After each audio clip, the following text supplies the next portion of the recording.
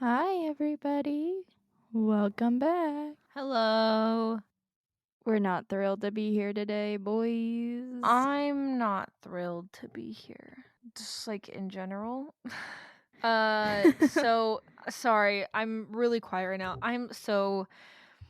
Yesterday, there was this huge thing going around about how the royal family was gonna put out a message and the BBC was on standby for it. And I can't actually find any information on if it's true or not. It looks like it was not true. Damn. So, yeah, it looks like it was a TikTok theory that, yeah, none of the parties involved have confirmed the claims. It would be unusual for the palace to provide any advance notice of impending royal announcement spanning multiple days.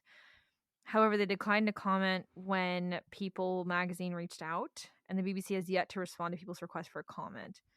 So, Boo. it looks like the royal family is not putting out an announcement. Okay, Anyway, so no, by the time this comes out, everybody would have seen the fucking footage of Kate from the quote unquote Kate. That bitch isn't Kate.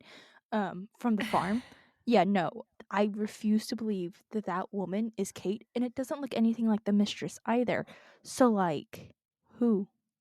Who is this woman? I don't know. I'm not I the think queen. Kate's dead. I think I Kate don't might be dead. Honest to God. I don't know about that. So where is she? Do you know? I don't know. I have no idea. So, welcome back everyone. So this episode okay. Okay, first things first, I do want to apologize for the length of episode Last 2 10. episodes. Oh my god. God. We know it was super long. We know it was an excessively long 2 episodes, episode 9 and 10. I'm personally so sorry. We both of us have kind of agreed that we don't really want to skimp on information when it comes to certain things, but I also feel like there is a level of That's like too 9 much. hours going up at once over the course of 2 different episodes is a lot of information for you Mm-hmm. guys, and I cannot stress this enough. Our episodes are not meant to be listened to in one sitting. If you look at the thing and it's like 4 hours and you're just like, "I can't fucking do that," then listen to Psychosis half first. Take a day or so and then come back and listen to my segment. I will not be offended, because even if I looked at something and I'm like, "This is 8 hours long," I'd be like, "I would rather jump off a cliff." Yeah, And I listen to long form essays, like, all the time. Like, it's my favorite thing. I'm so, like, we are both so sorry, I promise. We will try to not have that happen again. We are going forward, We're try going to to, limit it to, I think, like 4 hours is our max yeah, post-editing. So, so, we're gonna try and limit it. Ideally, we're gonna be back down to smaller episodes after this month. I also realize that if you are not interested in the Romanovs or Narcosatanicos, then you pretty much have been excluded from the entire month of March. So I will probably, and I imagine Psychos might also not be doing 5-part episodes anymore, just maybe like 1 or 2 or 2 or 3-part episodes. I know that you have one that you're planning that's going to be a whole month, I think. So I'm just going to do smaller episodes and we'll just trade off. yeah, though I will warn everybody, like, in advance whenever I have, like, a multi-part series coming up from now on, especially one that is as long as this one or longer. Mhm. Usually that will only happen with, like, the longer form cult cases. Like, for instance, if I do the Manson family, that's gonna be at least a few episodes. If I do, Jonestown, honestly, if I do People's Temple and Jonestown, I'm going to that might be a whole, like, separate podcast in and of itself that's gonna Oh be god. linked, like, to, like, the podcast thing, because it's Yeah. just so much information at once, And and that's that probably not series going to is be something that that's we're going to do this year. oh, no, that's, like, several years in the future. I Yeah. wanna make sure that I wanna have as much information as I possibly can with that. So when we first started this podcast, we had the idea that we could potentially do spin-offs of different things. So we might have a section that's literally just talking about like Jonestown. But anyway, back on topic. How are you today, Psychos? How have you been since our last recording session last week? Stressed. Because Same.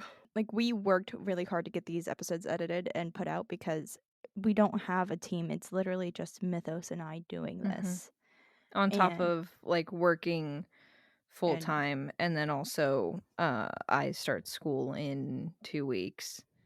and I am currently in therapy, but my therapist isn't gonna be here this week, so I'm gonna go a little bit feral when next time I see them. Like, you left me alone, Yeah. unsupervised. I don't know what you thought was gonna happen. Mhm. So, very sorry again about how intense, the last 2 episodes were, but we are back. If I sound super low energy, I am so very sorry, but I am not looking forward to what I'm talking about today, and this is probably gonna be one of the shortest sections of the Romanovs because, I had to take multiple breaks in the midst of doing this research. So just a heads up, I don't know if you want to mention like in general, we're like obviously our podcast we're going to have to talk about really difficult subjects, so just like a general warning of uncomfortable things, which I feel like this might be a little bit late to mention it, but just if you feel like we're coming up on some subjects that you can't listen to, like feel free to like tap out and stuff like that. Like don't force yourself to have to listen to it, but yeah, it's not great. I also Psychos. Psychos decided to send me, while I was at work, a photo of the Nganga.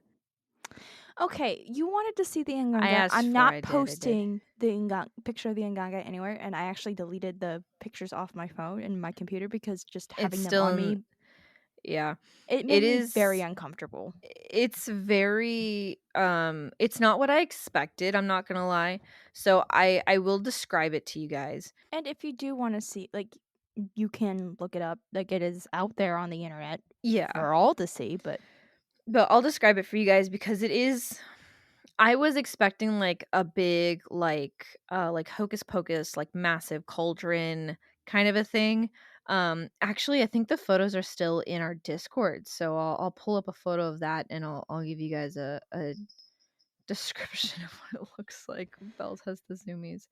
okay, keep in mind while you're getting that photo ready. If you hear bells in the background, it's because Bells has the zoomies. I have the photo. Oh gosh, okay, go Okay, ahead. so this thing, it's I didn't know what I was looking at first, um, and I might be desensitized to it because I play a lot of World of Warcraft, so I see a lot of stuff that looks similar to this in game, which is a terrible correlation, but eh. Um, so it's not like a 6 foot tall cauldron or anything like that. This thing is maybe like a foot and a half tall. So, like, it would barely come up to your knee, maybe probably like halfway between like your knee and your ankle if you're like the average height person. Not super tall. It looks like it might be about I'd say 3 feet across. That might be being generous. It's just it's literally it just looks like a big metal like pot that you would put over like a fire to cook like stew or something. It looks like that. It's like just a normal like just looks like a big bowl, a big metal bowl. It's a little bit rusted. There's some chains on the side of it and sticking out of it is like these really long bones. And there's like this mess of I think that's liquid. It's really hard to tell in the photo and then there's, like, a smaller one that looks like a stereotypical cauldron, it's got, like, the little tiny legs on it. Oh, okay, I can zoom in, I can zoom in, okay. Yeah, it's just kinda hard to tell kinda what you're looking at, and then, there's this, like, little smaller pot that's, like, tipped over, and it has smaller bones in it, and then in the photo I'm looking at, there's these, like they look like potting dishes, like, really high-walled potting dishes that have, like, blood and I think that's a chicken's foot. Like, it's just whatever you're thinking it's not that. It looks really weird. Honestly, these look like sticks. These are sticks. These aren't bones, these are sticks. Yeah, these Yeah, are because sticks, babe. Paulo, my own babe, but there's okay. Are there I 28 sticks in here? yeah, 2 don't count.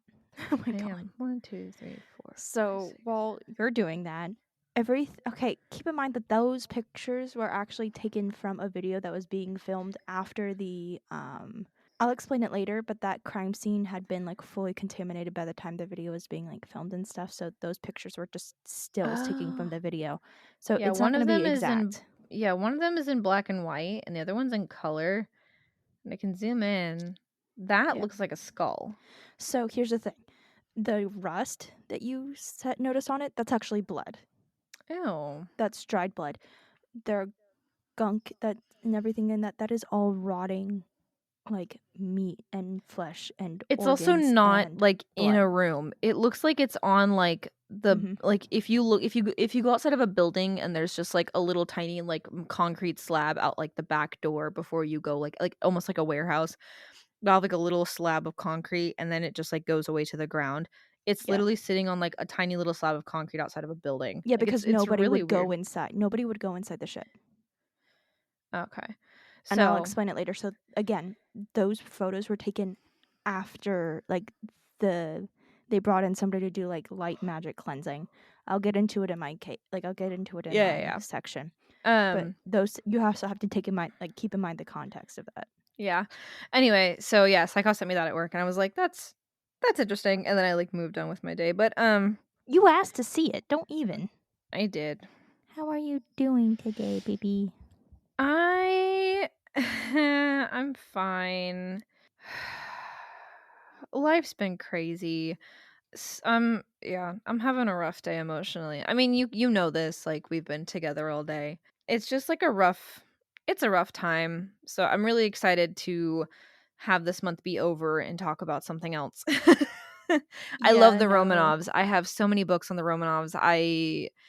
It's hard, and, like, I woke up this morning and we were laying in bed and I pulled up a video of like videos that have been taken of the royal family, the imperial family, and I could immediately tell like who was who. And it was just so hard just like seeing the girls and like knowing and like seeing little videos of Alexei and like him being carried around. He was so small. And there's not a lot of videos of him, I think, being older than like 10 or 11, which would make sense, all things considered. But it was just hard to like see that. And then looking into what I'm talking about today, it's hard to handle because I have gotten really attached to the girls. And so like I had to take a break today. I literally broke down crying because I just couldn't. I was so angry and so it was rough. I actually started researching a different story just to take a break from this and then went and played some World of Warcraft to like decompress from this. But I'm having a rough day emotionally. And then right before we started recording, my manager called me about something that was work related and like she's like, "Okay, thank you, that's all." And then hung up and I was like, "That was weird." Like, it was such a it was a weird call. Um I'm sure there's an important reason for it, but it was weird. So, yeah, so I'm having a day. It was a weird weekend too. Yeah. So, I'm sorry for all that crap, but I'm here and I'm queer and You're getting yeah. through it. You're Hmm? getting through it. Yeah, we're getting through it. You'll be okay, baby. Yeah. I I already know It's I'm gonna get also it. Yeah. oh, sorry. It's also kind of hard cuz it's family just returned from a family emergency situation. So, emotions are kind of sad in the house today. Yeah. Anyway. But everybody's back home and everybody's safe. Oh my god, thank God. Cuz Oh my freaking god. every video, every single thing that I've seen online right now is like, "Oh my god, freaking every Boeing plane that's ever existed is getting like falling out of the sky and we're flying across the country at the end of the year and we have to fly and I don't want to fly on a Boeing plane, so I'm trying to like find specifically companies that use Airbus. Cuz I'm like I'm okay with flying. I've flown so many goddamn times, but Psychos has only been on a plane once and has flying anxiety. So, Yep. Like okay, here's the thing. I don't like planes because I just fall asleep on phobia. planes. I literally fall asleep on planes. I did not fall asleep. So, and then I I have boat anxiety because, unfortunately, growing up, I had a hyperfixation on the Titanic, and since then, I refuse to get on a boat. It's just not gonna happen. Nope. Lovingly. So, today's episode should be a lot shorter than the ones that we've had before, Yeah. or at least in this series. And the next episode for me will be fairly short as well. Next episode, I actually have some lighter stuff planned for the end of the series. Just that way we can, like, not end on a very sad and upsetting note, Mm-hmm. if that makes sense. Yeah. Mm-hmm. I'm so sorry. I'm so low energy this episode. I really am. I'm It's so not okay. happy about what I'm talking about today, but I'm so jazzed for what I'm talking about. And I know that I was like, oh, I'm gonna do mythology, and then immediately started doing history. But then you said something really cool earlier. Oh, I don't think it was that cool. I was just I thought it was talking. cool. Would Say you it. like to explain to the people the context behind it so I don't just sound like I'm pulling philosophy out of my butthole?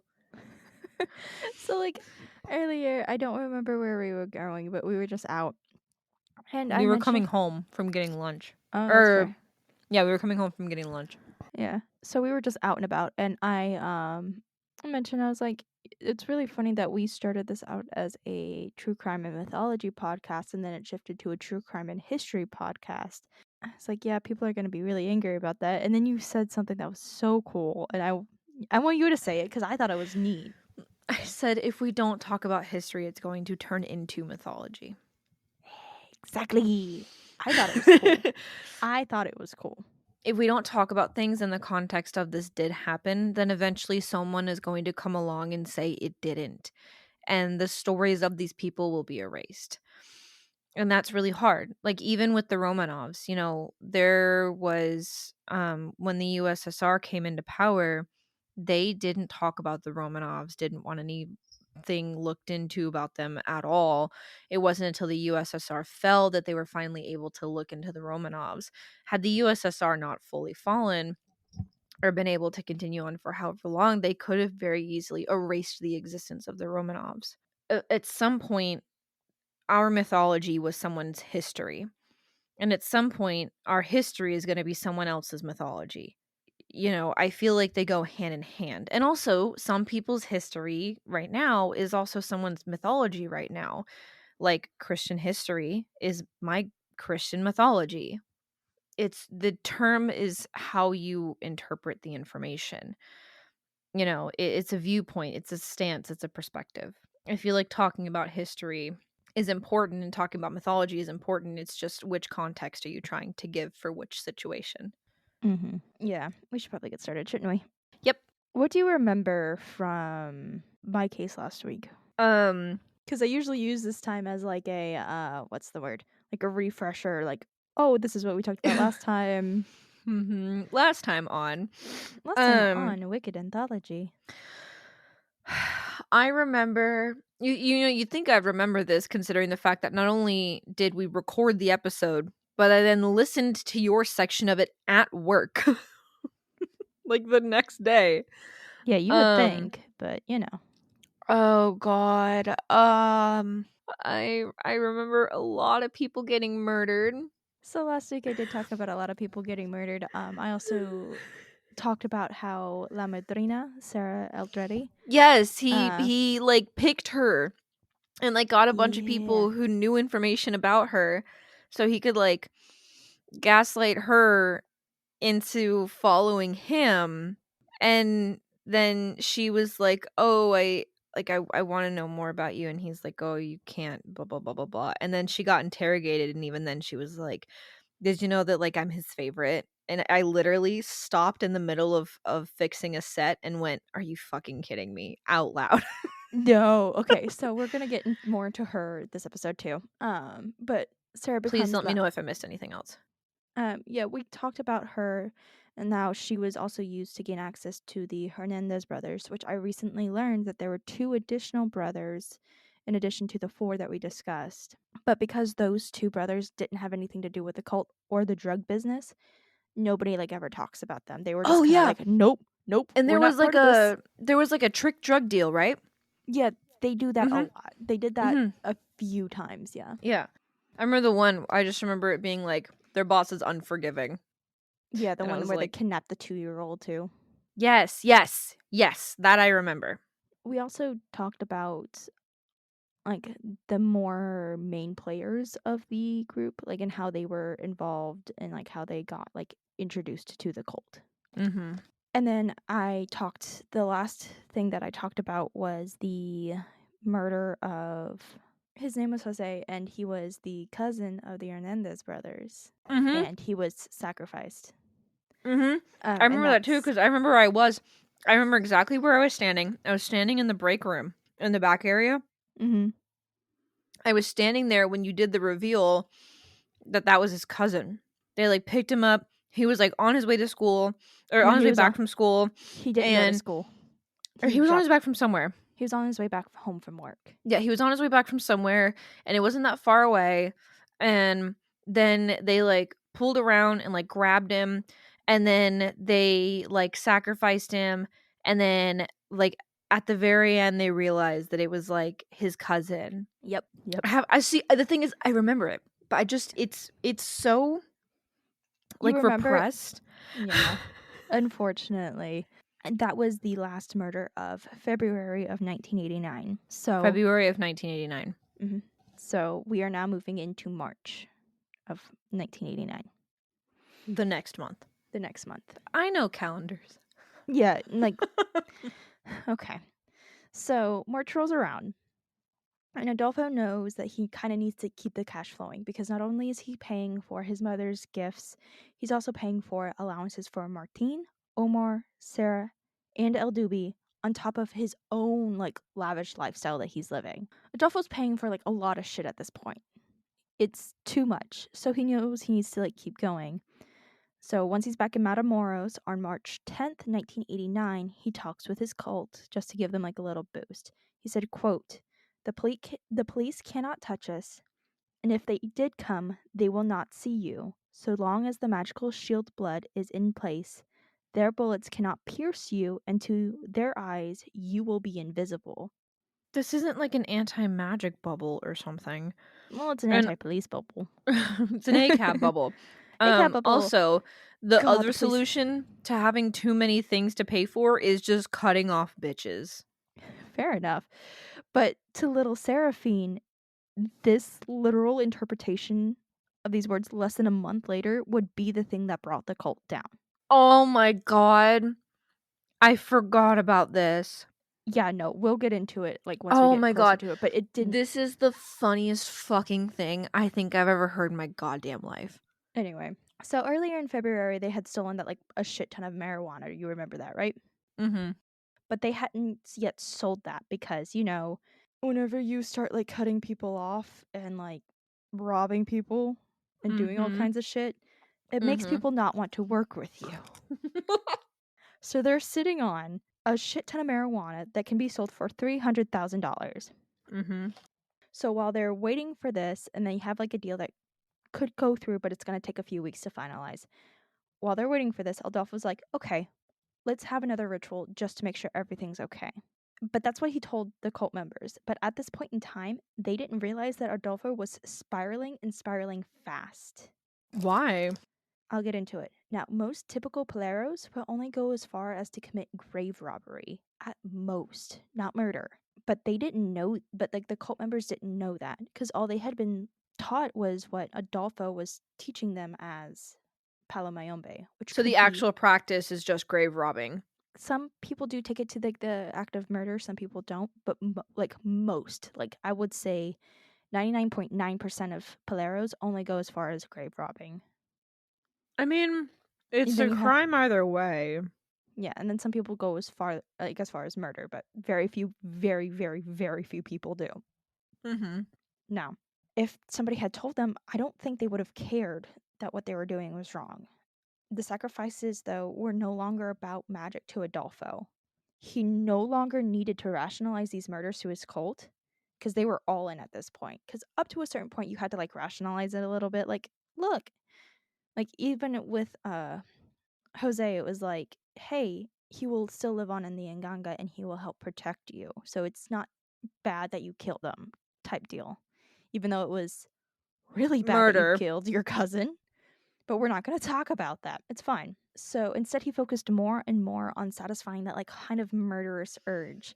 He used to be able to go a year between these like murders because his first murder was that like the brutal like mass murder of the Calzada family, Mhm. like way back in episode 2. And Yeah. it took him almost a year to start murdering again. But now it's down to like days and sometimes hours between like these urges to start killing again.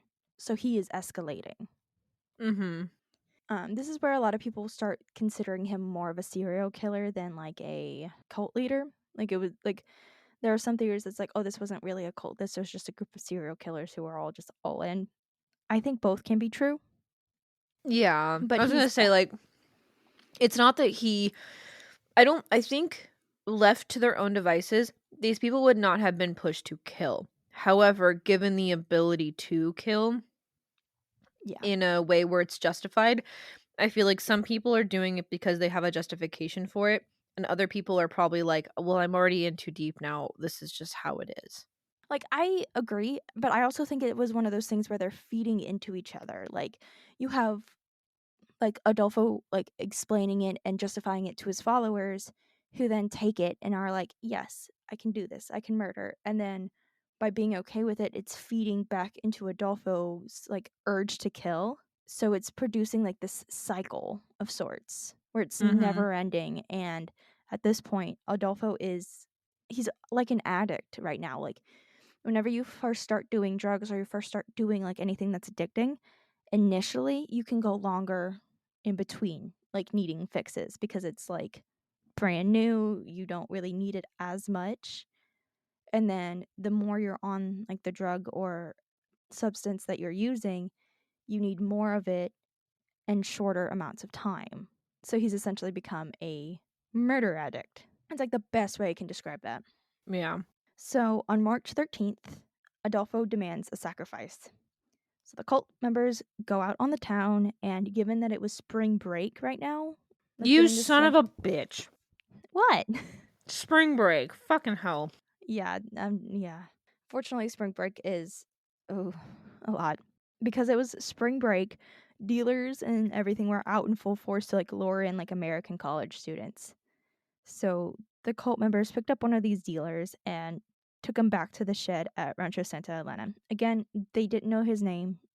He's kind of one of the unnamed ones because nobody knows.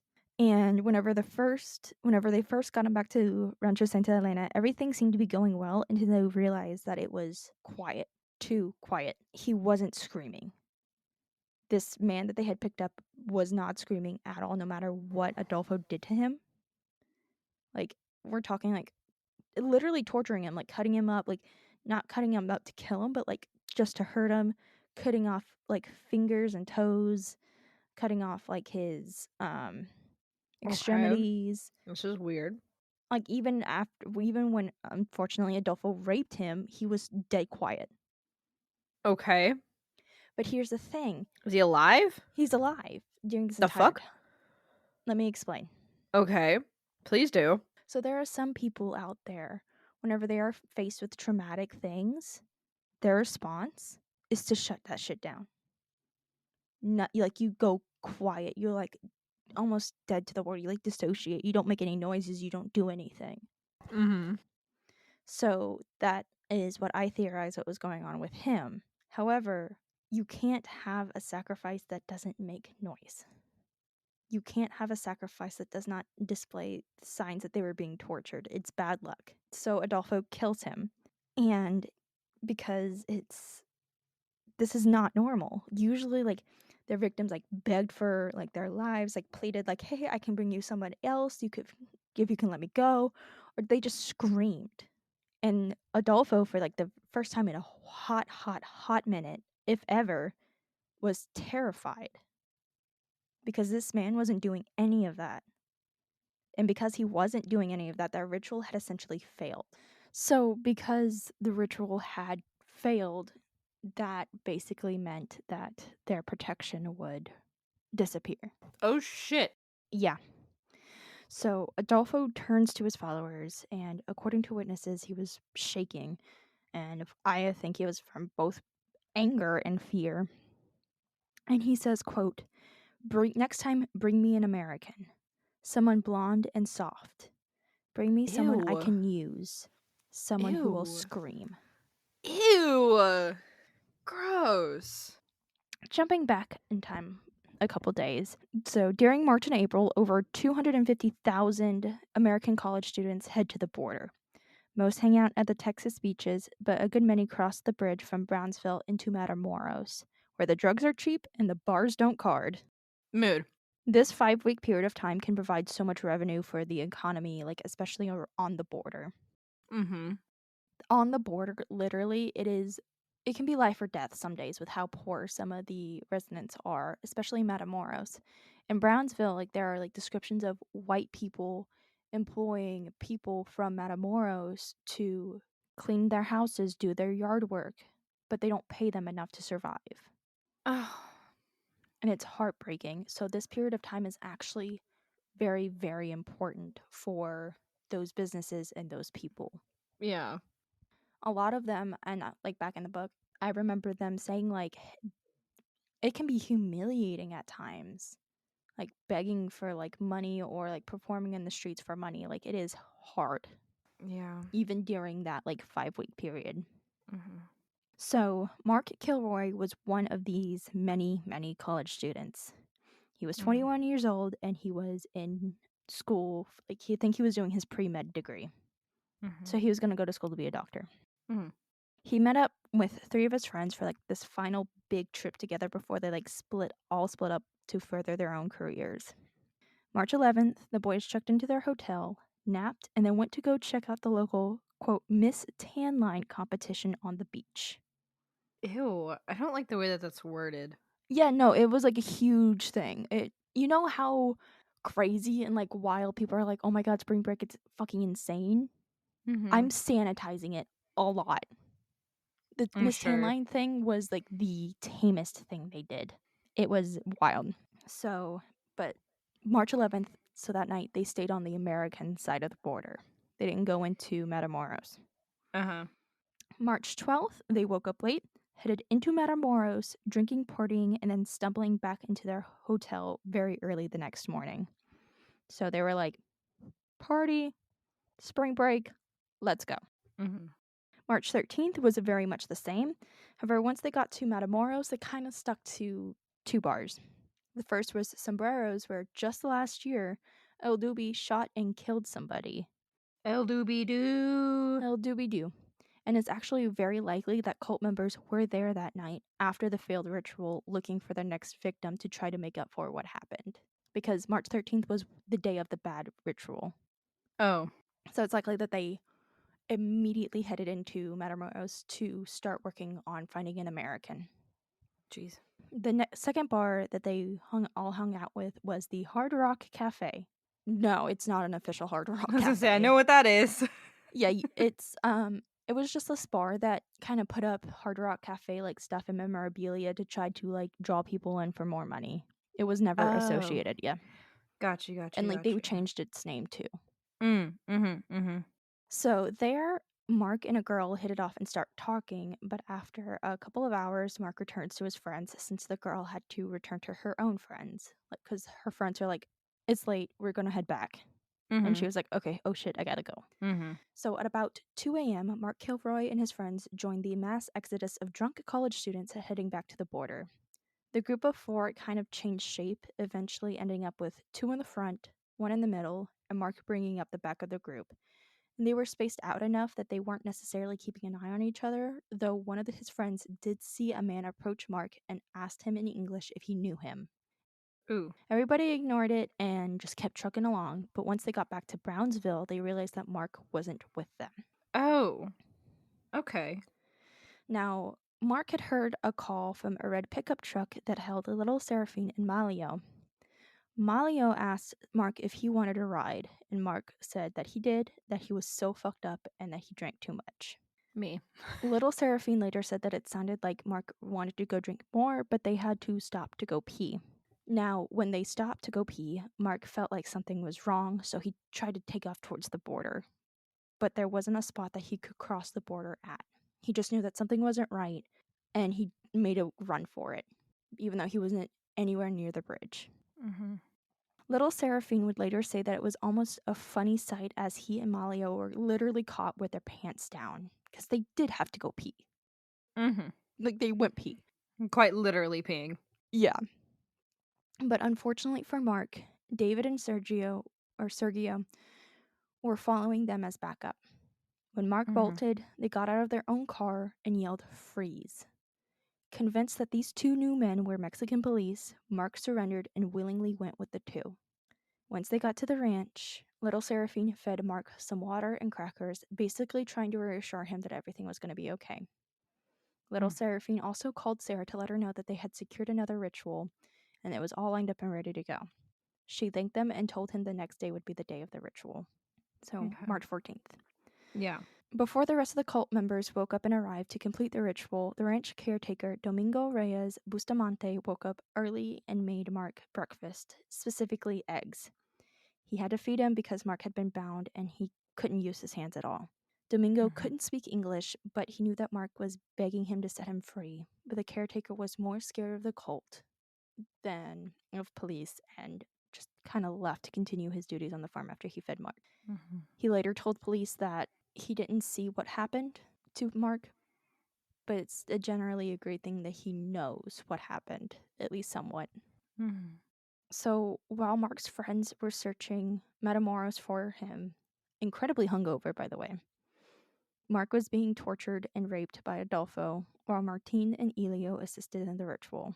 The rest of the cult, except for Sarah, who was back in like the main town at the time, and Omar, who was in Mexico City during all of this.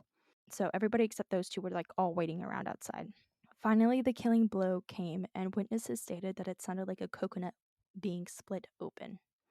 Jesus Christ. Enough with the detail. The cult members filed in, and El Dubi was handed the machete so he could begin dismembering the body. And at first, he couldn't because while he had witnessed the rituals, he had never taken an active part. He was would join in like the frenzy or anything, but he had never taken the lead in anything. Mhm. So El Dubi does take the lead, and it does take an active part in this ritual, specifically with Mark Kilroy. He fully dismembered him and cut out his heart, stating, quote, "My soul is dead. I am no longer a human being." Mhm. Now we're going to jump forward a few weeks. To when this is like not happening because I don't hear it Yeah. So a few weeks later, the anymore. missing persons case for Mark Kilroy had gone absolutely nowhere.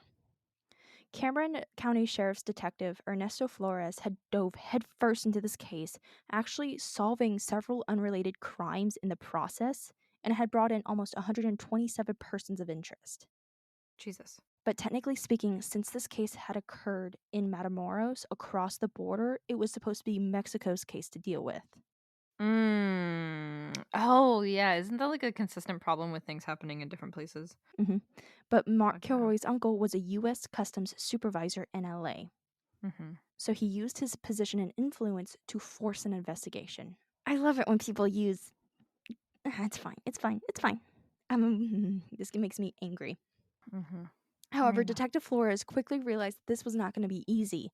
The local police force claimed that they had eyewitnesses that stated Mark had crossed the border back into Texas, which would make it the U.S.'s problem. Despite the fact that there was other eyewitness testimony proving that he had been kidnapped in Mexico. It just sounds like no one wants to take care of it. No, so like it literally went back and forth for a good bit. But despite like the only thing that anybody could really agree on was that Mark is more than likely dead. So Mhm. only the Kilroy family believed that Mark would be found alive. They were very Christian, and their faith that their son would be found made it impossible for the detectives to kind of reason with them, like, hey, realistically, this can't be a thing. So anytime they brought it up, they're like, no, I know he's alive. He's going to be brought home. I just know it. So they were like, okay, fine, we'll keep looking. One of the theories that was discussed only when the Kilroys weren't around was that Mark had fallen victim to corrupt Matamoros police and then died as a result, hence the insistence that Mark had crossed back over the border. At this point in time, they have no idea that anybody in regards to like Adolfo or the cult is involved in any of this. It's just an American college student who went missing, Mhm. and there's just no, they don't know. nobody knows if there's any connection to anything. So, like, theories are going wild. Mhm. The press coverage for this case was insane. Like, America's Most Wanted had gotten involved. Jeez, the TV show? Yeah. Oh, shit. Eventually, a reward was set up for about $15,000, which is a lot of Mhm. money. That is a, metric ass ton of money, I think is how it's legally described. Yeah, no kidding. So, with a lot of media presence comes a lot of bad calls and an influx of unimportant information that would further hinder the investigation. Oh, yeah. That's so frustrating though. Like the whole point of putting like that information out is to get like actual information back in. And these people become so obsessed with the idea of like being involved in the investigation. And I'm sure some of it is genuinely them thinking that they're helping, but a lot of it is just like purposefully like prank calls and shit like that. And it's just like a smack Yeah. in the face. It really, really is. But a lot of people don't understand is every single thing that comes in, all of the information has to be investigated and corroborated. So like if you have like these flood of bad like calls and bad information coming in, even if you know it's wrong, it all has to be investigated. So you are Yeah. actively wasting time. Yeah. Helicopters were also brought in at some point to do an aerial search of the border with no luck. But the Kilroys took it to mean that Mark was still alive since no body had been located. Mark's friends were also brought back to be interviewed and talked about, but that only actually pushed this Mexican theory that his friends had something to do with it and were now hiding it. Mhm. Like I said, there are theories out the wild, out the wazoo. Nobody knows what's going on. Yeah. So by the first week of April, the investigation had completely dried up, leaving those claiming to be psychics still calling in and essentially These wasting their motherfuckers. time. In some Yeah, shocker. cases, as much as a full day. Now, I'm not discrediting psychics as a whole I because will. there are some cases where it's a good job and other cases where it's not. This is one of the cases where it's not. Yeah. Unfortunately, Flores and his men had to back off of this case to focus on other cases because been at this for a few weeks now. It's been almost 2 weeks, almost 3, since Mark has gone missing. There's no leads, there's no nothing, nothing's making sense. There's no information coming in that's actually useful. Nobody knows what's going on. Yeah. So, Mark's friends, family, and community actually rallied to keep his name and face present, passing out and hanging up missing persons flyers. And one of these volunteers that hung up missing persons photos around Matamoros was Sarah Aldrete, The lady? La Madrina. Yeah. She was hanging around and she fully inserted herself into it to help. Now, I do have to preface this by saying that this is her recollection of things. There's not a whole lot of evidence that states whether or not she really was there to help or to keep an eye on things or not. But Mhm. based on her recollections, she was there to help, to hang up stuff, even though she knew full well what happened. Yeah. Ain't that some shit? It really is. Now, at the same time, Adolfo was second guessing everything. He hadn't realized exactly what had happened, but he felt like he should have known that this was going to be the outcome. So, with all this press attention on this one American who's gone missing, combined with the victim who did not scream or would not scream, sent Adolfo into this tailspin mentally. Mhm. However, as the weeks passed and the police were getting no closer to figuring out it was him and his followers, Adolfo kind of relaxed. They were safe. To him and his followers, it kind of felt like it was a testament to their power. But he still felt like the silent victim had been a bad omen and ordered a few of his higher up followers to have their passports at the ready just in case. By late March, Adolfo had felt the urge to kill again, and he felt like it was safe enough to do so. Mhm. So he announced that another sacrifice would be necessary to sell the marijuana since it had been difficult to do so. Because, again, killing and stealing drugs doesn't exactly set you up for success, like we talked about earlier. Not all the time. Not all the time. Sometimes. So essentially, this sacrifice just had to be for good luck. The man chosen was Gilberto Garza Sosa, an ex of Sarah's who had started seeing Sarah again against Adolfo's wishes. Sarah kind of pointed out that Adolfo didn't have any issues with quote unquote sharing her with Elio.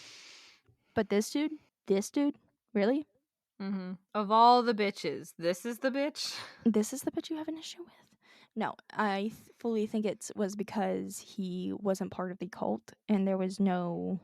He was sort of like a loose cannon almost. Like he couldn't predict what this man was. Like Adolfo couldn't predict what this man was going to do. Mm-hmm. So if you're going to sleep with somebody, sleep inside the cult. So under orders, she agrees to lure him in to her place for the sacrifice. Mm. On March 28th, Sarah invites him over, but once there, Malio forces him into a car at gunpoint where 2 more cult members were waiting inside and then drove him to Rancho Santa Elena. Mm-hmm. Once there, the cult members began to torment this man, beating and cutting him. El Dubi, El Doo, he was there. Looby-doo? He even took a toe. Gasp.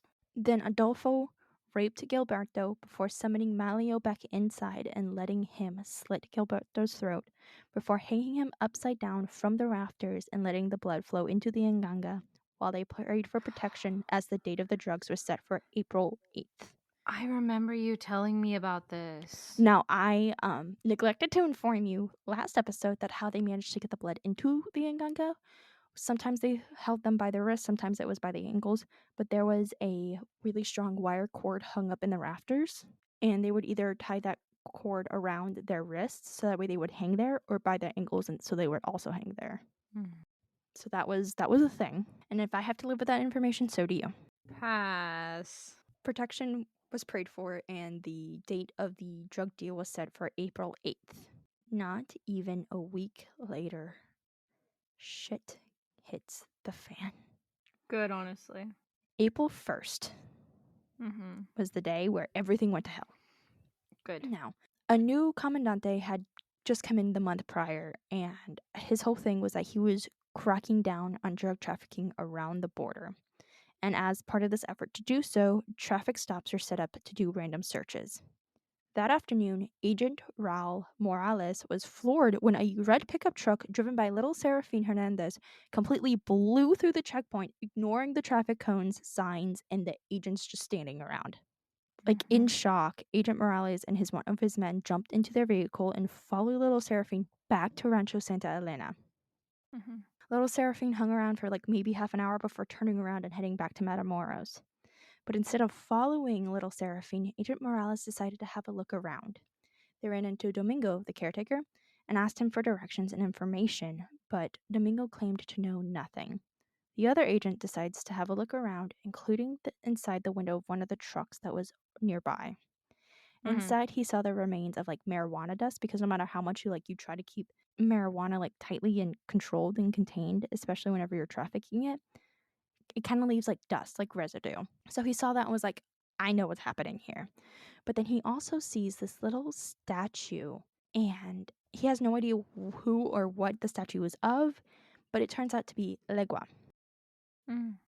Comandante Juan Benitez Ayala had been assigned to Matamoros and had immediately cracked down on the drug trafficking and the corruption that had plagued the police force. Like he had like wiped out a good portion of the corrupted police officers that were in the town, like by arresting them and getting them like charged and shit. So he was there to like get shit done. Mm-hmm. The Hernandez family was actually high on his list to bring down, but they just kind of kept slipping through the cracks. So when Agent Morales called him to inform him of the afternoon's events, he was amused at first before he got like really alarmed. Mm-hmm. He knew about Elegua, and he knew that the statue's presence would complicate things because he was actually like a native. So he was aware of like certain practices. He had seen like Santeria come and go. He knew it was Afro Caribbean in nature. He just didn't know like too much about it. He just had known that like, oh shit, this is gonna make things really, really weird and difficult. So he didn't know that the Hernandez family was involved with Santeria, let alone anything darker. But because he was responsible for most of the negative things that happened to the Hernandez family before Adolfo's involvement, Mm-hmm. he knew that they should have been like completely wiped off the map. He didn't know that they had gotten involved with Adolfo. He didn't even know who Adolfo was. But he knows that his shit, what he did to that family, should have been enough to completely like wipe them out. Mm-hmm. Like they should have known better than to touch a drug ever. Mm-hmm. Seeing that they were thriving and apparently using magic to do so was very interesting to him. Commandante Benitez ordered his men to hold off on arresting little Seraphine, instead launching a massive information gathering operation. He stationed men at the ranch every single day and then began listening to phone calls. Now Adolfo, he was pissed whenever he heard about little Seraphine's ride through the police checkpoint. He almost he damn near beat him to death. And it was a stupid move, and right before a major deal that was supposed to go through, it was not. Adolfo was pissed. What the fuck are you thinking, essentially? Despite the fact that they are now aware that the police were very much aware of their presence, the cult decides to move forward with yet another sacrifice that day. Victor Sacida was a 22-year-old pistolero who was actually very well liked by the community. A former cop who quit both due to the wages and the corruption, he helped officers on both sides of the border track down otherwise impossible to find witnesses or suspects. However, on April 1st, he was a man on a mission. He was a friend of Laura Martinez, and he was searching for his killer, El Dubi. El Doobie Doo. Yeah, El Dubi was the one who shot and killed Laura Martinez about a year ago at Los Sombreros. So he was out looking. So that night, after little Seraphine's joyride, the plan was put into action. Victor was staking out one of the houses that was reportedly El Dubi had been seen at before being kidnapped by two corrupt officers who were in Adolfo's pocket. He was then passed to little Seraphine and two others. Once in the care of the cult members, he was bound and blindfolded, but he wasn't gagged, so he was demanding answers. None came, and once they were at the ranch, Victor heard a number of voices, including a woman's. Once it was confirmed that this man was Victor, he was bound to a chair. The last thing Victor ever heard was El Dubi's voice. In a twist, Sarah attended this ritual, and it was the first one she had ever attended, and it was the only one she ever attended, according to little Seraphine's testimony later on. She usually was never involved with the sacrificial rituals. But Victor was tortured. All of his fingers were removed, his ears were removed, and his skin on his face and chest were mostly removed. While he was alive? While he was alive. Ugh. He was gutted, and his heart and stomach and brain were all removed. I imagine he was dead at this point. Probably. Unfortunately, his autopsy report was... This is bad, but it's a little funny, but it's awful. According to this autopsy report, Victor's cause of death was, quote, an absence of brain. Yeah, no shit, Sherlock. It was bad. Reading that, I felt awful for laughing, because that's so out of pocket. Like, how did he die? Oh, well, he doesn't have a brain in his body. It's like, oh, yeah. I feel so bad for laughing, but you kind of have to admit that's a little funny. It's a little funny in a little fucked up way. God. So reading that after reading about, because I left out a lot of detail about this man's death, but because if I left in every detail that was ever written about this cult, we'd be here all day. But after reading that awful mess, and then the fucking cause of death on the autopsy report was absence of brain, I just... Yeah, that's ridiculous. I feel bad for laughing. However, this ritual was not enough to prevent the investigation. April 4th, Mexican authorities took Domingo, the caretaker, into custody for questioning. He was released after nothing was revealed and was told not to tell anyone, but Domingo knew that something worse than jail was going to happen.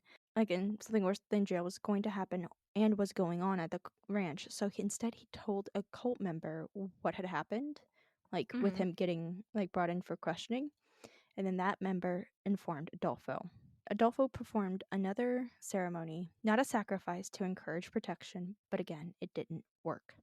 April 9th, little Seraphine, David, Elio, and Sergio were all arrested, but the investigators were annoyed because these men were all joking around and acting like this was nothing, to the point that they were laughing at the police officers who were there to interrogate the cult members. They probably feel like they're not gonna, because these guys are part of the cult, right? Yeah. So they probably are like, oh, well, we've got that fucking cloud of protection. Nothing's gonna happen to us. No, like, essentially. And it was like, they were all laughing, like, they literally told the police officers, "Oh, we're not gonna be in here for long." The fuck you are. And, like, the commandante was like, "Yeah, you You wanna will." bet? For real, though. Once the investigators got fed up, they resorted to an age-old tactic to get confessions: spraying Tabasco-laced soda water up their nose. What?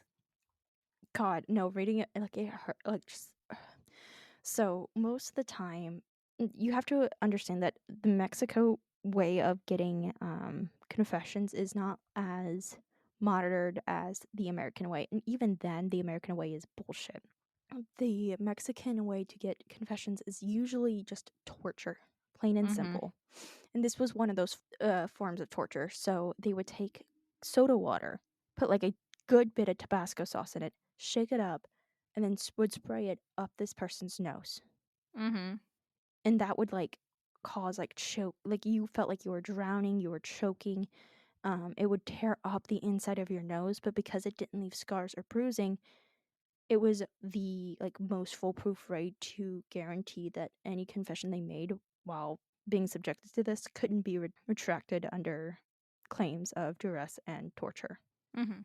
So it's awful. But you know what they called this? Hmm. Presión moral, moral pressure. Oh, That was their little, what's the word? like tongue in cheek. Kind of. Yeah, it was just. Domingo was arrested the morning of the 10th before like the moral pressure began, and he confessed to everything he knew, including the fact that there was an American that had been brought to the ranch that never left. That caught Commandante Benitez's attention because there's only been like one major American that's gone missing in the like time frame that Domingo is describing. Mhm. He brought in pictures, and Domingo positively identified the American as Mark Kilroy. And after this, that's whenever they started the moral pressure. Now, it took 5 hours for little Seraphine to break, but once he did, he spilled everything, including the reasoning behind his decision to fly through the police checkpoint. His reason for doing so? He believed, fully believed, deep down in his soul, that he was invisible. And even now, despite hours of torture and questioning, he still believed that Adolfo would come and rescue them. All of those in custody believed that they would be rescued in one way or another, one way or the another. Mhm. One way or another. Commandante Benitez now had an issue. On one hand, there was the drug investigation, but on the other hand, you had the ability to solve the mystery with the missing American. And then on top of that, there's rumors going around that around the border, children were going missing. Mhm. And like the rumor on the street was that they were being used in rituals. Mhm. So they had a third thing to solve. So a few days later, Commandante Benitez contacts Detective Flores. The two men met at the ranch with their teams in Little Seraphine. Once there, the Mexican agents were jumpy and alarmed the entire time, while the American agents were confused as to why the Mexican agents were so freaked out. Until until they remembered that Mexico is an extremely superstitious country. And let me be clear that the USA is just as like superstitious, but like in a different way. Because like while at least according to this book, the way that Mexican agents and Mexican police force deal with like cases that have like that darker like supernatural element to it, they bring in somebody who practices like the lighter form of that to cleanse the area before they get started on their investigations. Mhm. Well, people in America, if they get like, say, like quote unquote, like the satanic panic thing, they'll bring in priests to pray. So, Mhm. but like the priests aren't as like hands on. It's just like he's off in the corner praying while this other person who is brought in to like cleanse the area is fully like involved. Mhm. And it's just like one of those like different belief systems. It was really interesting to read about. While these two teams were there, a cult member had approached the ranch but saw the police before they saw him and immediately turned around and left. Dipped the fuck out. Yeah. Yeah. He literally said, "Oop." No, and like the way he left, he went down like the back roads that he knew better than anybody else. So that way, if they did chase him, they couldn't catch him. I mean, they didn't notice he was there until like much later, but he was just like, nope, gone. Not today. Bye, bitches. Yeah. like I said before, the police were too preoccupied and didn't even notice that he showed up. Mm-hmm. Comandante Benitez ordered an agent to record everything while they explored the ranch and the shack where the Nganga resided. The agents were quite literally sick, like actually sick. Like the camera at one point is shaking so much because the agent holding it was literally throwing up as he recorded. But little Seraphine was just explaining everything that was going on. And while they were there, the agents would literally just take turns beating the shit out of little Seraphine, because even as he's there showing everybody around, he's such a little shit. He had no remorse for anything, and it was literally like one of those things where you can't change it now, so what are you gonna do? And then, like, literally there'd be breaks in the filming where the Americans would say that's when the Mexican police would just fucking wail on little Seraphine. Now, the curandero, the lighter magic priest, I guess is the best way to describe that. He started knocking things over and destroying them as like this way to cleanse the evil that surrounded them. The American agents were confused as hell because there was nothing being done to preserve the scene or any evidence at all. So he's like, I'm trying to keep y'all protected from the dark shit. And they're just like, no, my crime scene. I mean, it's not even the Americans' crime scene. But the Americans are like, wait a damn minute, No, the crime scene. what are we doing? What's happening? Americans. If you go into the crimes, like if you went in there without doing this first, all you would be doing is inviting black magic and bad luck into their own lives and welcoming that If into you their believe own that shit. family. Yeah, exactly. And a lot of these people did. Once the initial cleansing was done, they kind of began their investigation. Little Seraphine walked them around the property and showed them the wires, explaining that it wasn't to mark where the bodies were, and instead it was to pull the spines free to turn them into necklaces that many of the higher-ups in the cult wore. Little Seraphine actually kind of got like sad almost whenever he said that he didn't have one yet. One of the agents then gave little Seraphine a shovel and instructed him to dig. By the end, 12 bodies were discovered, all of which were men, and nobody there had ever seen anything like that before. At the same time that all of this was going down, the drug deal had actually gone off without a hitch on April 8th. Before they could retrieve the money, the 4 cult members previously mentioned were arrested. Adolfo knew that the man who wouldn't scream was an omen, and now he had proof. Adolfo knew that it was only a matter of time before those in custody turned on him. So now nearly everybody was made aware and went into hiding. Sarah was picked up in Matamoros and then brought to the hotel in Brownsville where Adolfo, El Dubi, and Martin were staying. Once there, Sarah made flight reservations for them to go to Mexico City and from Mexico City back to Miami. But they wanted to gauge how bad it was before they committed to Miami. They wanted to kind of like see how the like fallout from their arrest would be before they like fully committed to going one place or They the wanted other. to vibe check the risk, is basically what you're telling me. Basically, they were going to go to Mexico City regardless because staying in Matamoros was a death wish essentially. But now Adolfo seemed annoyed, according to Sarah, but he wasn't really concerned. Instead, he decided to call his mother. Oh my god, I fucking forgot. You warned me too. I did. And I was really like, did. but you warned me in the midst of me crying, so Yeah. I'm that's on you. sorry. I'm sorry for the things I'm about to say No, you're not. and how I'm about to say them. I am. You think I like doing this? Yes. Quote, Mommy, I have to run. The police are after me. I am innocent, but I have to hide. Don't believe what you're going to see on television. All the terrible things. I can't tell you anymore. I'm sorry. I love you, Mommy. End quote. Yeah. I just got so tired. So fast. I'm so sorry. Now, Martin and Sarah weren't exactly used to hearing his little mommy voice, but they had heard it So I enough. think the fuck not. Yeah, I would assume so. They had like heard it enough, so they were like, that's a thing. But El Dubi had never heard it before. Oh, poor And Doobie. he was like, what the fuck? What the fuck? What is this? What is happening? It's fun. But they left that night heading towards the airport. Sarah had to separate from the group for now because she had forgotten her passport back in Matamoros.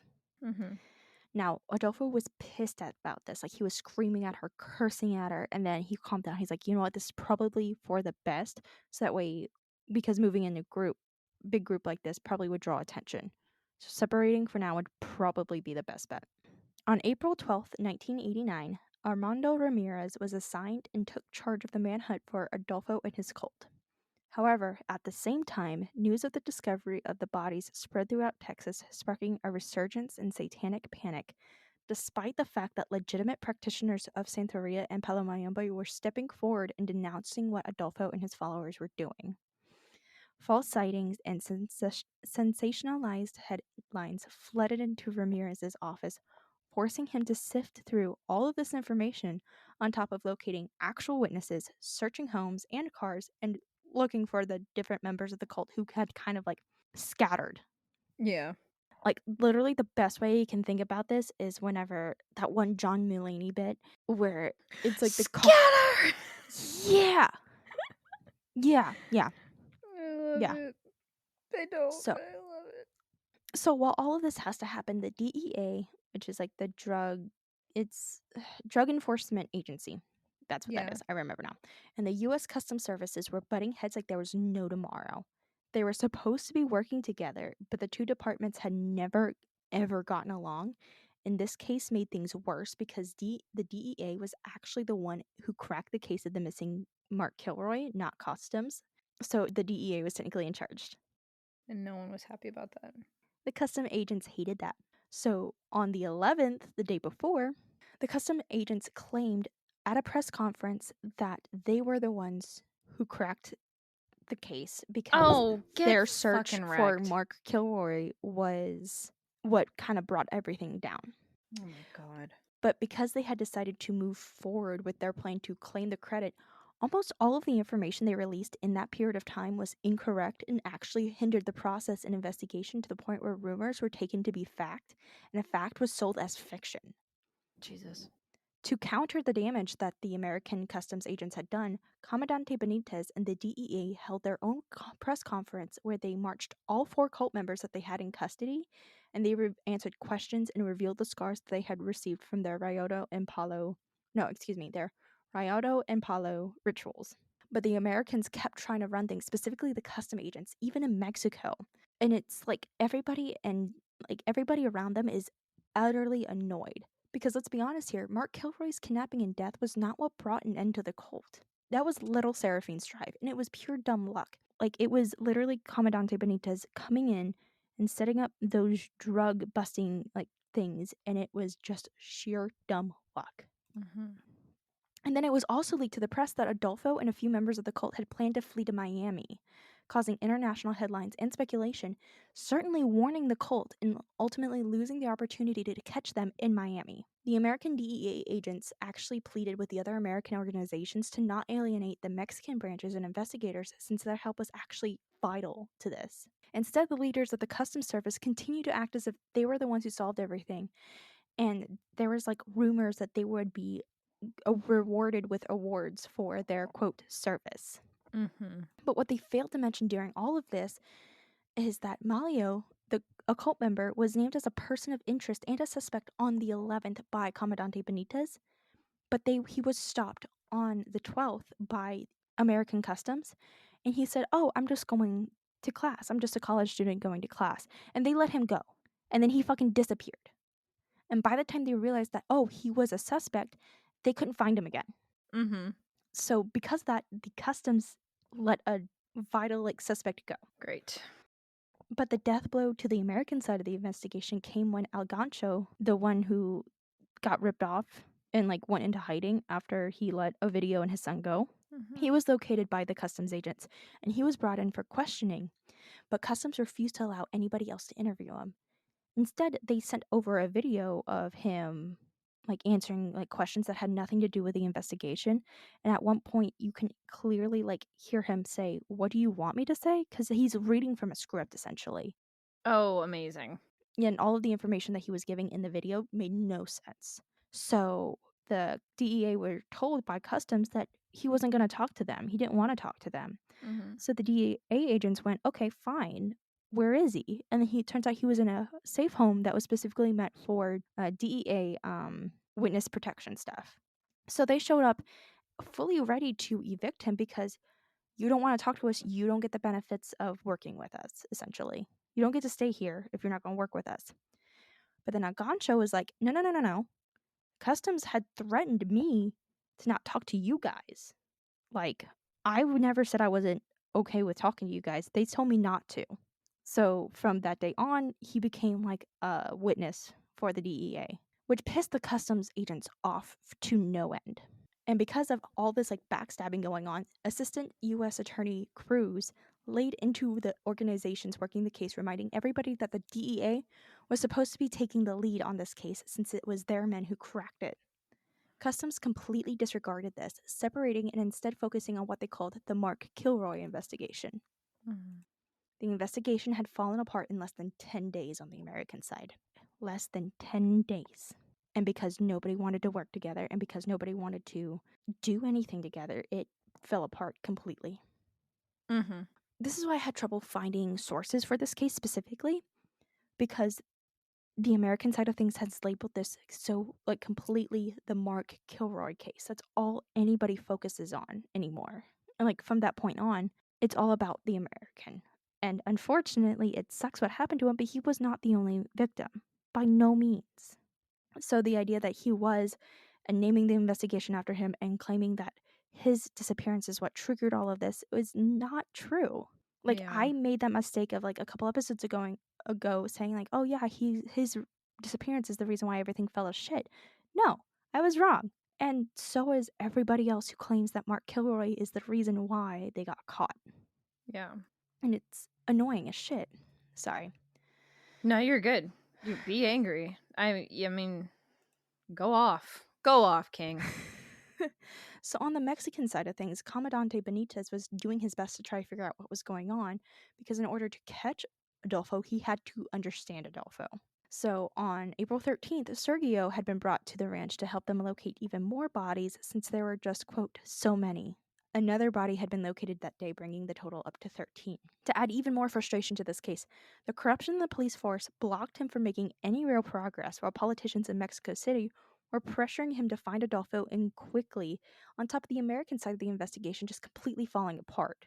Not to mention that these shitheads that they're trying to get information of won't stop laughing and mocking the investigators. All of them had been tortured and all of them had confessed, but they still believed that freedom was just around the corner.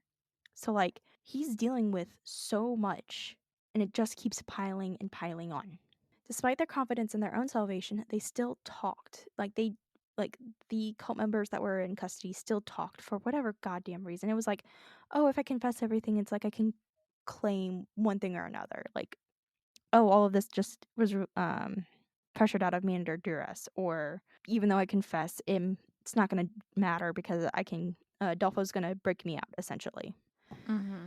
So, even the people in the cult weren't sure just how many bodies remained at the ranch, and there was even talk of a baby sacrifice ring. Ew! Where Sorry, that caught me off guard. I'm sorry. That caught me off guard. just the right. sorry. I'm so sorry. Allegedly, women would be paid to become pregnant, and then the babies would be given to Adolfo to be sacrificed. What in the fuck, Knuckles? Allegedly, Allegedly, my ass. this hadn't come like gotten off the ground. It was still like in the process. It probably would have taken a couple more months. New merch. Allegedly, my ass. We don't have merch to begin with, babe. First merch. Allegedly, my ass. Fair enough. But evidence does exist. Sorry, I just got really sick out of nowhere. Babies. Allegedly, not even allegedly, evidence exists that this may have been in the early stages of actually occurring. Like, not even that it hadn't started yet, but that it actively had started. It just hadn't been as big because there was baby clothes found around the ranch, and because Sarah also had her own nganga before press had entered her room to like take pictures and stuff. Allegedly, they took a baby skull out of the nganga and like whisked it away. I'm so tired of baby skulls. According to Commandante Benitez, he this isn't true, but a lot of the agents who were there that day and heard this and saw the other like evidence all claim it was like 100% true. So it's more of a he said she said thing, but evidence does exist to at least I'm more suggest that willing it to started. I'm more willing to believe that it didn't happen than to fucking somehow make up a reason why it wouldn't have happened. Yeah. I mean, let's not So forget who we're talking about here.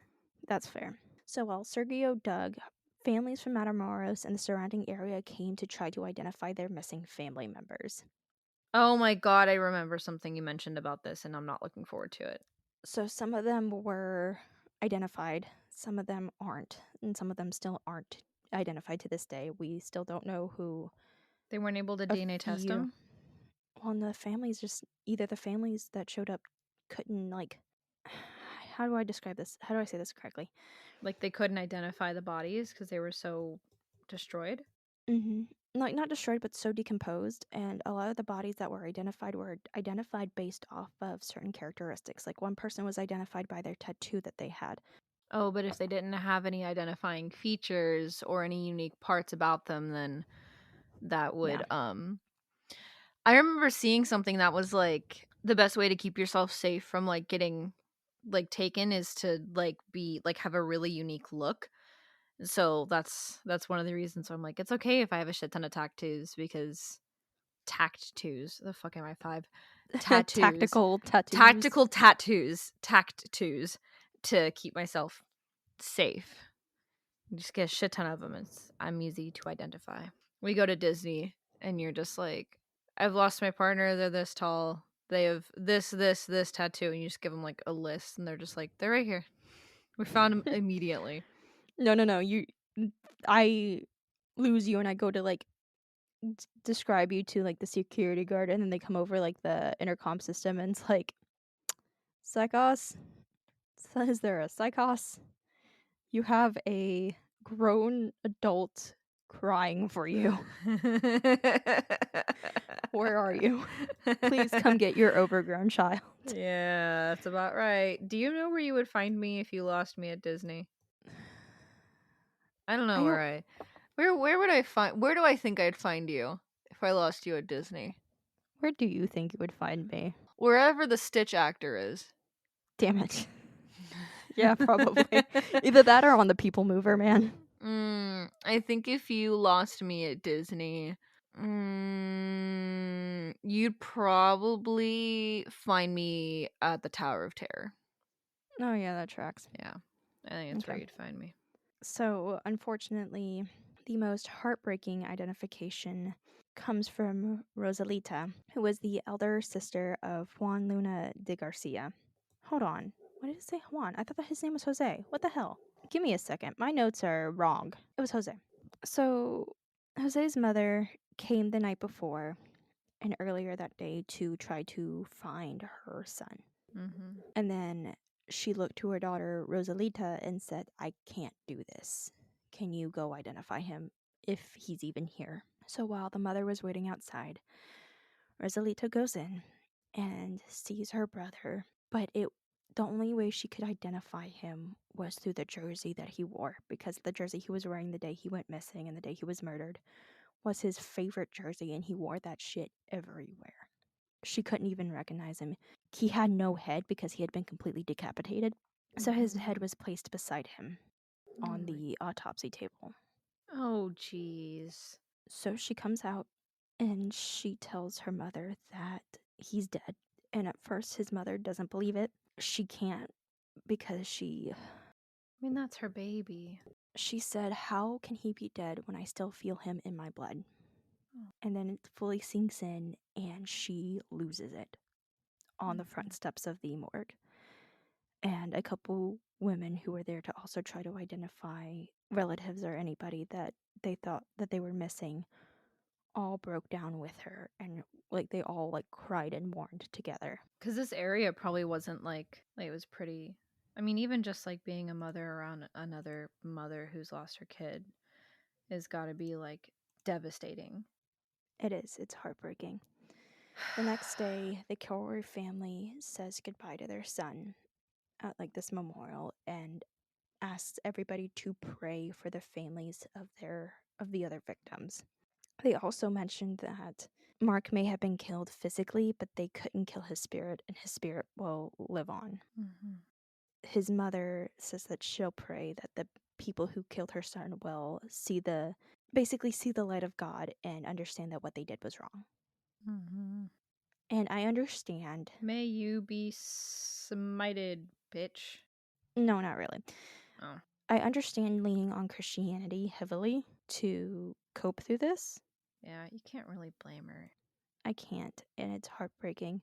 But she also helps perpetuate this idea that they were Satanists. I think anyone who thinks that anything that's not Christian, I think people assume is Satanism. She helped perpetuate this, and she helped sort of. I understand what she did and why she did it. She had just lost her son. She had just lost her baby essentially, and is now doing this. But what she did also hurt so many more people. She helped usher in a new wave of the satanic panic that I can't even begin to get into, because at that point in time the satanic panic had kind of faded out. Yeah. But this had restarted it in Texas especially. And it hurt a lot of people, and it got the wrong people arrested and punished for things they didn't even do. So I understand what she did and why she did it, but she's also kind of to blame for a lot more people getting hurt that didn't need to be. Putting that out there. Yeah. The day of the memorial, the Aldrete family was actually also reeling from the fact that Sarah was involved in this and desperately wanted to believe she wouldn't be. They were brought in for questioning, not brought in, but police showed up to her house and were like, hey, there's a warrant out for her arrest. And her family was like, yo, what the fuck? And everybody was like all the police were like, yeah, what? Didn't you question anything that your daughter was doing? And the dad was like, we just wanted to give her privacy, and we didn't want to question anything too much because we didn't want her to pull away from us. So we just let her do what she was going to do, but we didn't know it was this bad. Mm-hmm. And they still didn't believe it was that bad. They just thought that it was a thing. There's no way that she was involved with all this darker shit. Yeah. And it got to the point that they had to hunker down because Teresa Aldrete, Sarah's younger sister, had actually been arrested because the police mistook her for Sarah whenever she went out to run to the store for something. Oh shit. So Israel Aldrete, their father, had to prove that Teresa was not Sarah, using family albums before she could come home. So it was not doing great. Mm-hmm. Now, as the investigation progresses, I'm kind of jumping around the timeline. I keep resetting back to April 10th and 11th and 12th because so much is happening in such a short amount of time that I keep having to okay, here's the investigation part of it. Here's the victims and their family part of it, and now we have to jump back to Adolfo and his cult part of it. Makes sense. Yeah, because everything is happening so quickly that it's a lot easier just to go in where each person was and what they were doing, and finish out that part of the timeline before I reset Yeah, makes and sense. go back. As the investigation is progressing, Sarah flees with the Sarah Fles. Sarah flees. So Sarah flees with the bare essentials to Mexico City, being picked up by Omar from the airport on April 10th. So we're traveling we're traveling back in time a little bit. With Omar was Martine's little sister, who was also named Teresa, Mm-hmm. but she is Teresa Quintana, so I'll call her Teresa Q, who was 22 years old, and she was part of the cult, but she was isolated from the cult's darker side. Mm-hmm. Martin has done his best to kind of ensure that she wouldn't be included in any of the darker shit. Mm-hmm. So they joined Adolfo, Martin, and El Dubi at a condo that neither Elio nor anyone else who had been arrested at the time knew about. Continuing to keep Teresa out of this loop was what was actually going on. They made plans to retrieve clothes, money, and important Palo Mayombe materials. As the more bodies were discovered, Adolfo got more and more angry. The followers had confessed, and now Adolfo was just as in the dark about what was going on. He hated not knowing what the police had. But then the next day, they knew that they were now wanted by both governments. Mm-hmm. It was broadcast all over the news. They had wanted posters up. They had if you've seen this person, call this number here. That was going on. So Adolfo's pissed. Sarah does not take this well. Sarah actually develops really, really bad anxiety during this moment in time. She is not doing good. Adolfo conducts a cleansing and protection ritual, but nobody really seems to be into it. Sarah, according to her own testimony, says that she noticed that he seemed to be like crazy.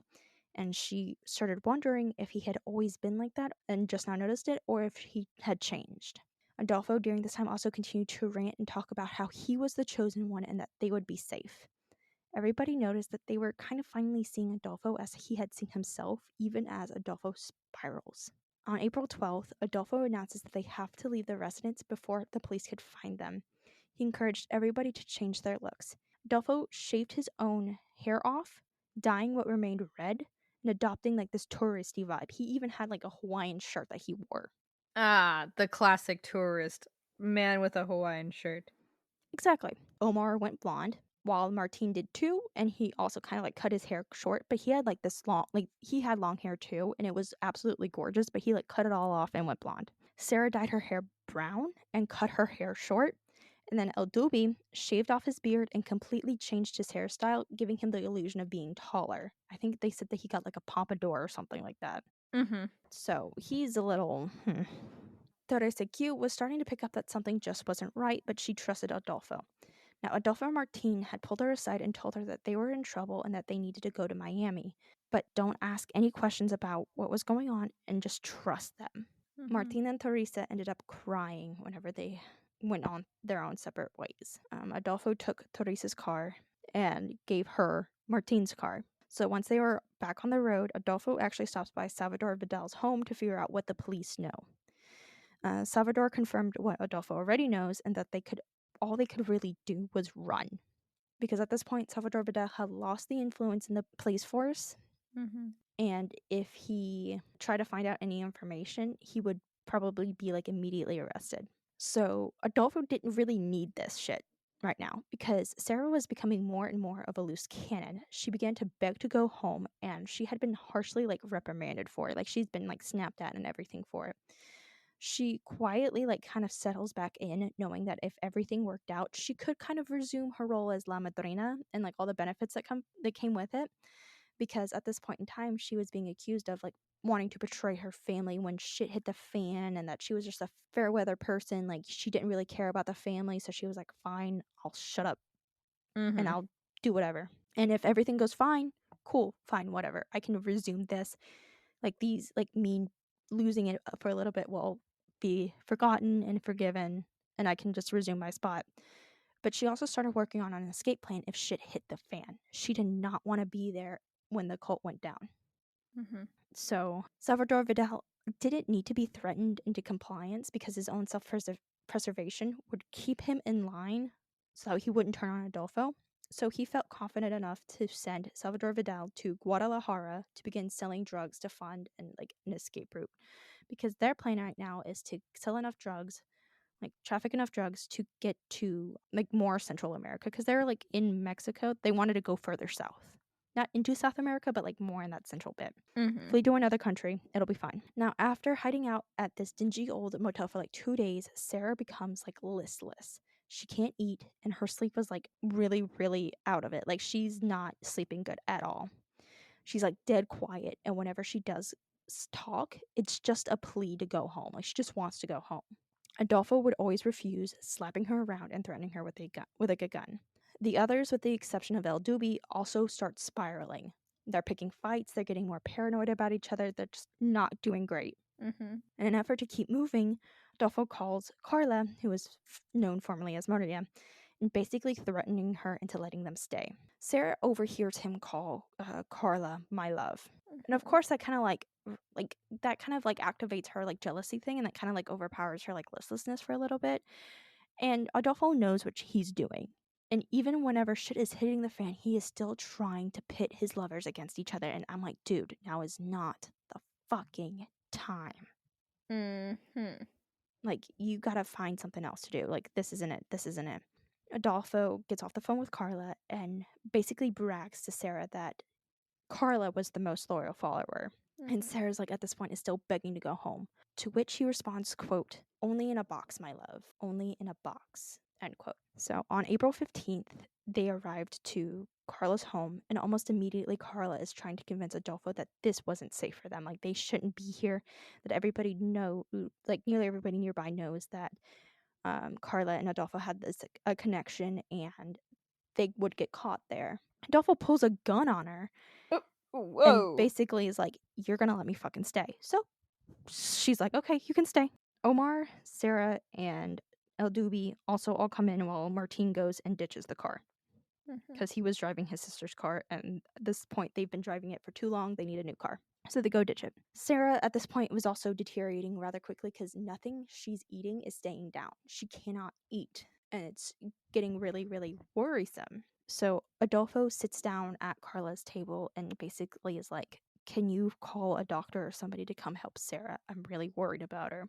To which Omar overhears this and is starting to notice that something's weird about Adolfo. He starts thinking that Adolfo is starting to develop split personalities, essentially. Because he's acting like one way one minute and somebody else like the next minute. It is genuinely scary. But he can't go to anybody with this theory at this point in time because everybody's paranoid. Everybody's like gonna go to Adolfo with one thing or another if somebody says anything. So Carla hates Sarah with a burning passion, but because Adolfo asks her to, she does call a doctor friend of hers, and then Carla's boyfriend also shows up with the doctor as well.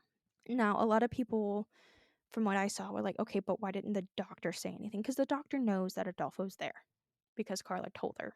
Everybody's like, why didn't the doctor call the police? Why didn't the doctor do something? Like in America, that might have been what you do. But in Mexico, calling the police could get you killed.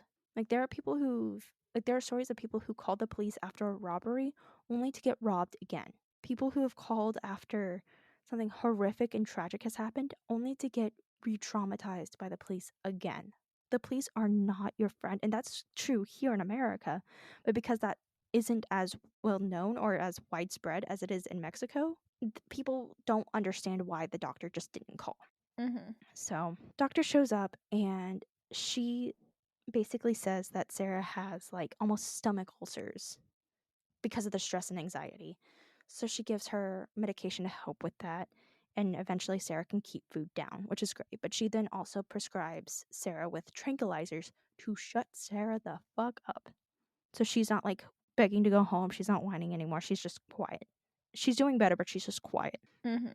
While Sarah's getting better, Adolfo began to threaten the doctor, basically saying that he had gone through her address book, he's memorized everything, and he knows who to target should the doctor betray them in any way. The doctor's like, I'm not going to do that. It's fine. Like, you're good. You don't have to do that. So then Adolfo says he wants this doctor to find a plastic surgeon to help change all four of their appearances completely so that way they can start over. The doctor promised that she would look and ask before the four fled to Popo Park, which is a like resort like camping area because they have cabins and shit. Carla gets them set up in two cabins. El Dubi and Sarah would share one cabin while Omar, Martin, and Adolfo would share the other. After she gets them set up, she goes and says goodbye to Adolfo and gives him $2,000, which is her whole life savings, to try to help him. And before they left to go back home, Adolfo warns her, quote, remember, I have friends with the police. I have friends everywhere. Quote, do not betray us, end quote. And that is where we're leaving off for this episode. God fucking damn it. Next episode, we'll get into how everything comes to an end. I also have some lighter stuff planned for the end of the segment, so that way we're not ending off on a really bad note. Like we are today. Like we are today. Right now, they're on the run, and they're kind of hiding out right now. So, ta-da! Thank you. I love that. Do I want to say thank you? Am I really thankful? Actually? Yeah, I don't think I want to. I don't think I'm actually thankful here. Thanks, I guess. Hate things. I hate it. So I'm almost done. Next week will be the end of this series, and we can move on with our lives. And I don't have therapy this week, so next week my therapist is gonna be like, "So how was everything?" And I'm just gonna be like, I'm just gonna start crying. I'm just gonna like break down. It's fine. Go ahead whenever you're ready. I'm just gonna mute myself so I can snack. Okay. Jump on and like make comments as we go. I'm gonna go ahead and let you guys know. So this part I didn't do as much research as I usually do. I did get a book, okay, and I did read it and I listened to it, and I just didn't I couldn't do it. A lot of the information that I'm putting here is information that either one we already know, two mostly came from the wiki page, or three came from this book that I read. But unfortunately, information is not all knowing with this, and I'll explain why. So today I'm talking about Grigory Rasputin, or, our friend or whatever. So we're talking about Rasputin. Oh, just for the record, before you get going, we hate this guy. And you're going to hate this guy by the end of this, too. Yeah. You're also gonna hate Alex more by the end of this, and that is a promise, because by the end of this, I hated Alex more than anything else. The reason why we're talking about Rasputin, and I've kind of mentioned it already, but Rasputin was really heavily associated with the Romanovs, and he unfortunately really heavily played into the downfall of the Romanovs and kind of the Russian Revolution. So he is a very important person when it comes to this story, which is why I feel it's necessary to include it. However, again, I did not do as much research as I could have on Rasputin because I physically had to take breaks between my notes, which I have never had to do before. I had to consistently take breaks about every 20 minutes because I was getting angry. Yeah, that's how it was with me and Hinterkaifeck. Like, think that nobody really knows that this aspect exists. So I think it kind of like hit you like a ton of bricks because you weren't prepared for this. You just knew that he made you uncomfortable, and then you got more into it, and it did. You weren't doing well. Yeah, I knew he made me uncomfortable because of the things that I had heard when I was researching the girls, when I was looking into them more, and then just getting it from the Rasputin side of it and knowing more context to it that I didn't have before. That uncomfortable feeling, I kind of was able to figure out where that discomfort came from because I won't lie, I've gotten very attached to the girls. And so knowing them on the level that I do now, reading so many books about them and their family and how they were, like, I am like angry for them. So I'm gonna just talk about Rasputin as just like a person, and then we'll get into his involvement with the Romanovs. So we'll just get into it. So Gregory Rasputin. So his first name is Grigory, Grigori, Rasputin. Everyone knows how to fucking spell Rasputin. He was born on January 21st of 1869, which by the old calendar is January 9th. Because remember, there's that fucking shit show or whatever.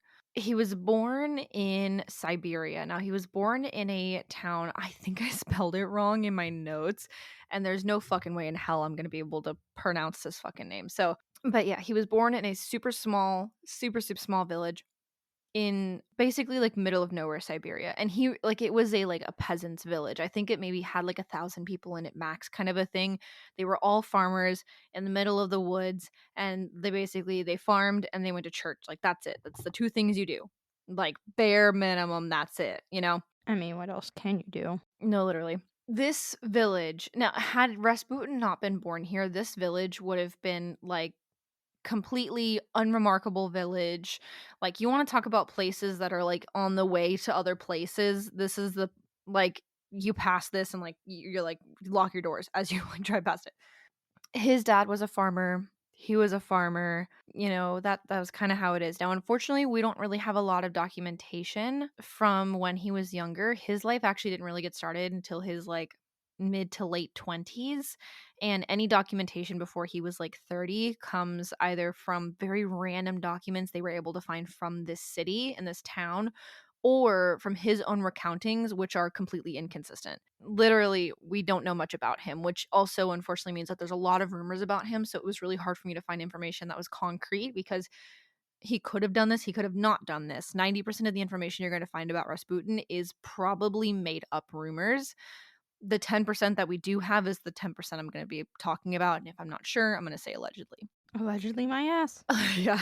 So, he was born January 9th by the new calendar, and he was christened the very next day, and he was named after Saint Gregory or Gregory, who was the saint, I think, of the day that he was christened.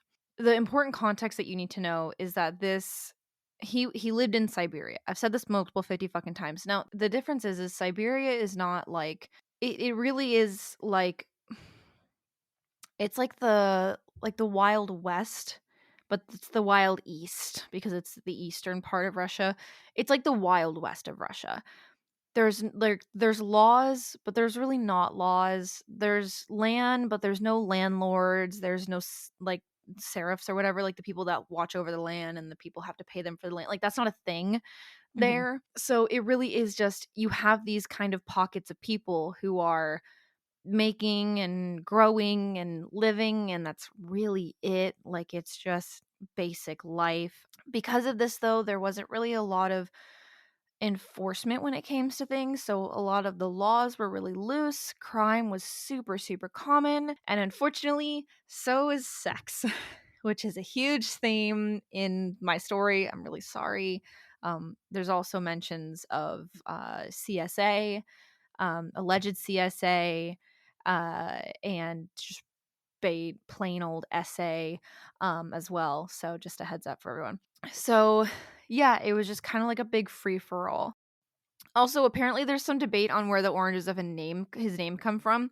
So I don't know why this fucking matters to people, but there's rumors that his name either means someone who has loose sexual habits. There's like a word for that. It could also be that his name means the word crossroads in Russian.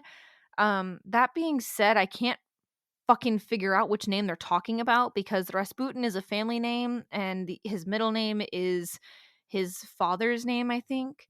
So it's not, I don't know. I don't fucking know what they're doing. So I'm letting you know that now. Apparently there's rumors about this. There's controversy about that. I don't know what the fuck's going on there.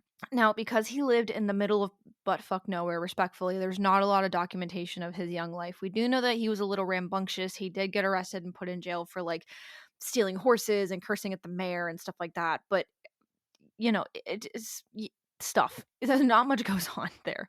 So he grew up. He got married really young. He had kids. I think by the time that he died, he had 3 kids, which is fine. Now, Rasputin ended up becoming, or Gregory, he ended up doing this thing that was very common at the time where he would go on these pilgrimages. So he was a very intense Christian man. Now, I say Christian man kind of like with a question mark because the way that Christianity was practiced in like Siberia is very different than what we're used to now. So I was explaining this to Psychos in the car. Christian Orthodoxy, which is Catholicism, right? Mhm.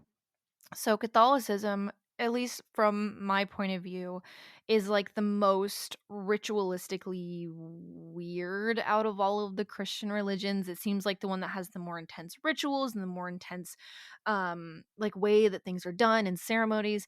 And this, I think the version that we have of Catholicism now is way tamer than how it was before. And then Siberian Christianity, or just Christianity that wasn't practiced, or Catholicism or Orthodoxy that wasn't practiced by high society, because you're in the middle of fucking nowhere, it was mixed a lot more with what would be considered by modern day to be more Russian folklore and Russian paganism.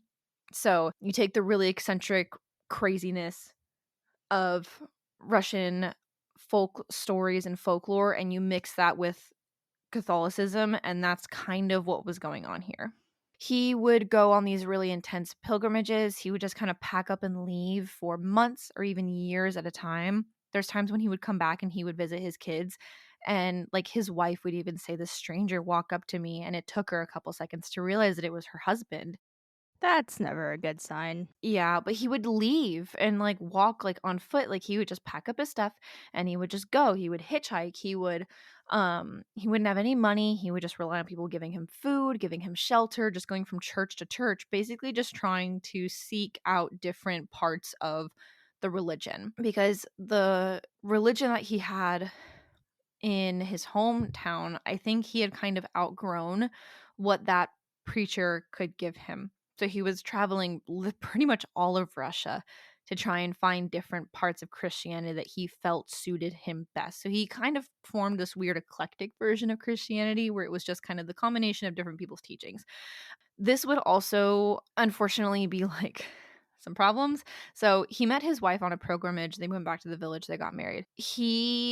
When he was home, he would drink a lot. He would sleep around a lot. And it said that he might have really been aggressively abusive towards his wife, which unfortunately seems pretty consistent with how he treats women later on. And unfortunately, his wife and his son would go on to die in labor camps under the Soviet Union. Oh, no. So that's sad. I actually the video that I was watching, they said, like, the word for it, and I was like, "What the fuck is that?" And then I looked up the word, and it was, like, labor camps, and I was like, "Oh, great." So, in his late 20s, so, like, over half of his life is gone at this point. Late 20s, he had a vision of the Virgin Mary crying, telling him that he needed to go, basically saying, like, "The world is suffering. I'm crying because the sins of the world are so bad. You need to go out and, like, do religious stuff." This isn't unique. I'm sorry. Like, dude, And you know how no, many people have you're this same exact vision, like, every year? you're gonna start pulling up the bite model in, like, the next 5 minutes. I mean, he really does just turn into a cult leader. So, he has this vision of the Virgin Mary, and he went on this pilgrimage. I'm not sure if this is before or after he saw the Virgin Mary, but he went on this pilgrimage. He met this guy who was, like, super fucking old and super important, and talked to him for, like, God knows how long, and then he came back and he was like, "I'm never gonna drink again. I am gonna devote myself to this, whatever." Now, does he continue to drink? Abso-fucking-lutely. Does he continue to sleep around? Abso-fucking-lutely. But he tried, so there's that, I guess. Did he actually? Mhm. He Mm. tried. So he sets out on this big journey sometime between 1893 and 1897. Now, keep in mind, I think Nicholas and Nicholas and Alexandra got married in 1895, I think.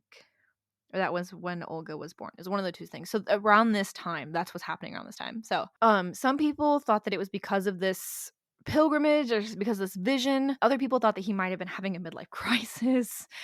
That one sounds a lot more likely, just Yeah. saying. And there's this one part of the book that I read that really struck me, and it said by the time that he left on this pilgrimage, well over half of his life was behind him. He only had 19 years left to live. Because at He this didn't know point, that. he's in his 30s. Yeah. He had no idea. But it's crazy to think of the fact that it only took 19 years for Rasputin to become what he was and completely destroy the Roman Empire. But also consider the moment that The Roman Rasputin, Empire? the Romanov, sorry. The moment Sorry. No, I was you're just good. really confused. I'm like, I thought we were in Russia. Why? Shut Why? up. I did just blah. Let me live, okay? I don't wanna be here. I don't wanna be here. Um, Oh no, baby. it only took 19 years. So, but, like, literally by the time that Alex and Nikki are getting married is when Rasputin is setting off on this thing. So their paths start at the exact same time, which is really weird. That's insane. This story makes this there's a lot of parallels that we're going to get into. So, he's wandering along and he inevitably on his journey runs into these people.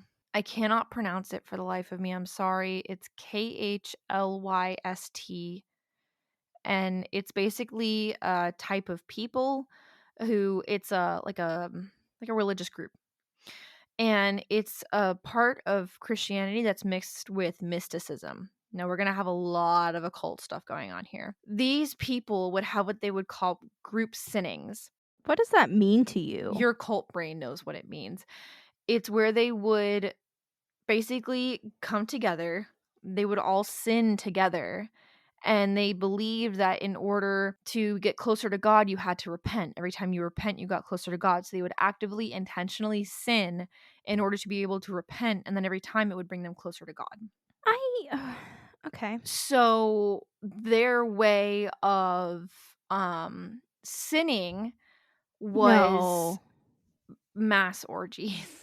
No. hmm Now, these people, he it's not confirmed that he met these people. However, a lot of his later actions sound very similar to this, and he is accused of being one of these people very often, but there's no concrete records of them ever intersecting. But considering the fact that he traveled the entirety of Russia in these religious groups, it's kind of inevitable that this would happen.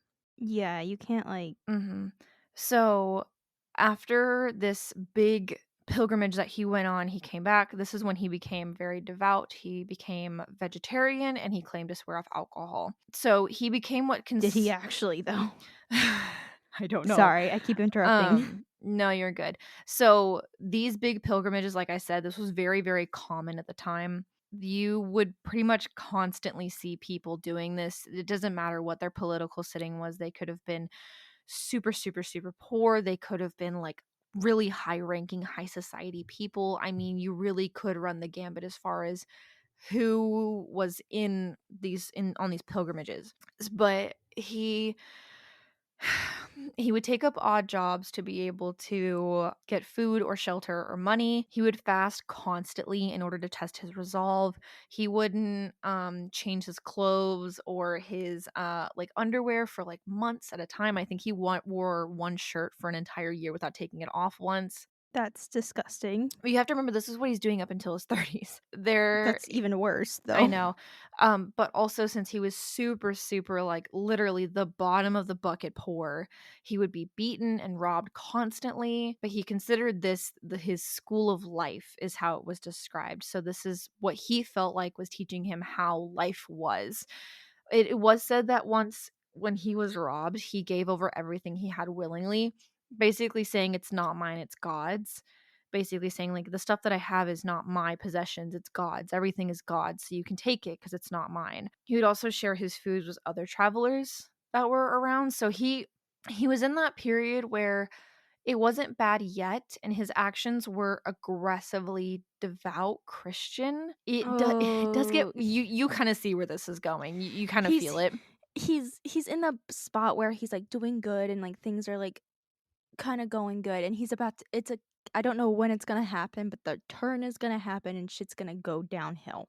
Mhm. Almost every single cult that starts out with good intentions starts out Yeah. almost exactly like this. Yeah. It gets worse from here. So while he was going around, he learned to read, he learned to write, and but he mostly memorized scripture, and that's how he was able to preach to people. Now, because he had the experience of being a peasant, when he preached to people, he was able to mix his own experiences with the scripture. So he was very common amongst poor people because he could preach scripture in a way that felt familiar to people. It was more relatable. So, as he traveled around, he's picking up different parts of the religion, the parts that he feels like fits him best, and then he would continue to travel back and forth between his kids, and going out. So, also, another skill that he picked up is because he had traveled so much. He had met so many different people, he was able to read people very easily, and it said that he could look at someone and immediately know what was upsetting them, what was troubling them, how to talk to them.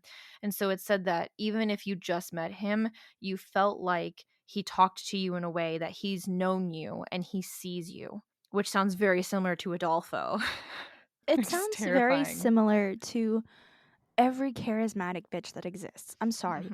No, I know. Like it's not just cult leaders, it's like presidents, it's politicians, it's leaders like at companies, like it's people who are genuinely so charismatic and they can like make you feel like you're the only one like in the room whenever they have like a conversation with you and they're the only one who really understands. It's very, very common among, excuse me, people who display traits of narcissistic personality disorder, along with people who display traits of antisocial personality disorders. Mhm, That's not to be confused with asocial traits, because asocial and antisocial are two completely different things. mhm, But asocial is what most people typically refer to as like antisocial. Like you don't want to hang out with people, you don't want to do anything. You're an introvert, you don't but care. it's different. But antisocial personality is literally like the anti of everything. It's really hard to explain in a very short amount of time. Mhm, But it's two completely different things. But antisocial personality disorders are like psychopathy and sociopathy. yeah. Around this time, he would start returning home, or when he was home. It said that he did have a good relationship with his kids, though. He would tell them stories. He would talk to them a lot about religious things. He would play with them. He would go kick the ball around. He would go to festivals. They would have a lot of festivals in the village, and he would go there and dance and have fun and just kind of party it up. He also kept a small shelter on his property that had religious icons in it, and, it was meant to be there for other travelers who were on pilgrimages. If they passed through their village, they could stop by the shelter, and they would have shelter from the weather, and they would have their religious icons to pray to while they were on their way. However, around this time, people started showing up to the village just to see Rasputin. So he started to becoming kind of a local celebrity. People considered him to be a spiritual healer, and he started to do this thing where he lived on his father's farm at this point. He dug out the area underneath the barn that they had on the property, and he would hold secret religious meetings there. People would hear singing, they'd hear chanting. I don't know what else they would hear. But the people started to get really pissed off about it. Like the local villagers. This sounds so much like early Jim Jones life. Holy It shit. gets worse. So he would have these secret meetings, and the people in the village were like, "What the fuck's going on? Like, we don't want this here." But the people who were coming in to visit Rasputin, they would go to these secret religious meetings. Another thing that really helped with Rasputin's ability to kind of entrance people is he had a very, very unique look. And if you see a photo of him, he does. He has these eyes that just they like burrow into you. Like it's so weird. But his eyes are very deep set. He has these really dark circles under his eyes. He's this really long beard. He's very thin, but he's also super tall. So it's a very odd look. It's not like a common way that people would like look. Um So what I'm hearing is that the animated Anastasia actually got how he looked right. No, well, kind of. The the animation makes him look a lot more evil than he actually is. He doesn't look that evil. He kind of looks like Bruno from Encanto. Way worse. Like Oof. but you know what I mean? Like Bruno has those eyes that just they get so big, but the pupils are so like it's a way of looking at you that like owl eyes. He has like owl's eyes. Is Mhm. kinda like, you just look at them and it's like you can't look away from them. He's a very unique look about him. I also have a picture of his body for you at the end of this. I don't think I wanna see that. I You think do I'm actually, it's actually crazy. okay. I think I'm good. Anyway, so he starts traveling to and from, St. Petersburg and back. So he's traveling to, like, the bigger city and then coming back. This is part of his pilgrimages, and he does this all the time. He pretty much is always going back and forth.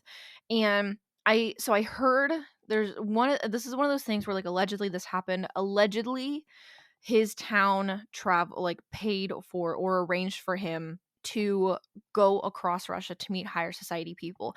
I don't know if this was his village or if this was just people who supported him, but someone somewhere arranged for him maybe to go meet high society people. But I mean, regardless of whether it did or didn't, he did start going and meeting more high society people. Now, this is another thing that's really weird. So, this guy walks into your room, right? Or this guy walks into a party, right? He's tall, he's gross, he's oily, he's grimy, he hasn't changed his clothes in like 4 months. He's got these big eyes, he's super weird looking, he's tall, he's thin. You're told like this is a peasant guy from Siberia and you're a devout Orthodox Russian, right? You're Mhm. a high society woman or whatever. And you meet this person and you go, "Oh my god, he's more Christian than I am," which is really weird, probably for you to hear. But the reason that people would think that is because people thought that the version of Christianity that was practiced in the villages was untainted by high society expectations. So they believed that the version of Christianity that was practiced by villagers who didn't have the limits of being a high society person who had an image and expectations, that was more that was more Christian and closer to God than anything they could practice. So Rasputin walks into St. Petersburg and people are immediately taken with this weird peasant man who can speak so well and he knows the scripture so well and he's willing to sit here and talk to you for hours. It's fascinating. And he's telling you these things about Christianity that make sense and it's so new to you and it's so mystical and it's so occult, but it feels like it makes sense because he's closer to what a true Russian Christian is. So he goes into St. Petersburg and he quickly gains a shit ton of followers, specifically mostly women, which is Mm. shocker. And he starts teaching Red them, flag. yeah, he starts teaching them that sinning through sexual means, they can be forgiven and thus be closer to God. That okay. I mean, that's essentially what you said about the group earlier, but like, But he insists that he's not one of them. oh no, he totally is. But also, that's also Mhm. not a unique. Yeah. That's not unique. I'm Yeah. like, hate to break it You're to like, "This is a cult thing." like, this is like, it's not even just a cult thing. That's actually, God, how do I say this? Allegedly, before anybody comes for my ass, this is Allegedly? actually how a lot of Catholic priests and people in positions of power and the church, like not just the Catholic Church, but like in most churches, justify it to themselves whenever they victimize people in their congregations. Oh, so the Catholic Church hasn't changed at all. Cool. Not at all. And it's not just the Catholic Church, it's like almost All every churches, church. yeah. It's all churches. It's a little ridiculous in my opinion, but He's running around St. Petersburg. He's meeting all these women, and eventually he meets two women called the Black Crows. Now, I mentioned them way, way back in the first episode of this month. oh yeah, I remember them, I think. Now, I didn't go into detail about them because there's just not that much detail. However, I have more detail for you. Yay! Okay, so the Black Crows. Now, the Black Crows, they're two sisters, Militia and Anastasia. Now, these names are not going to sound familiar. However, we've met these two women already. Militia is the one who called Nicholas about Alexei having hemophilia.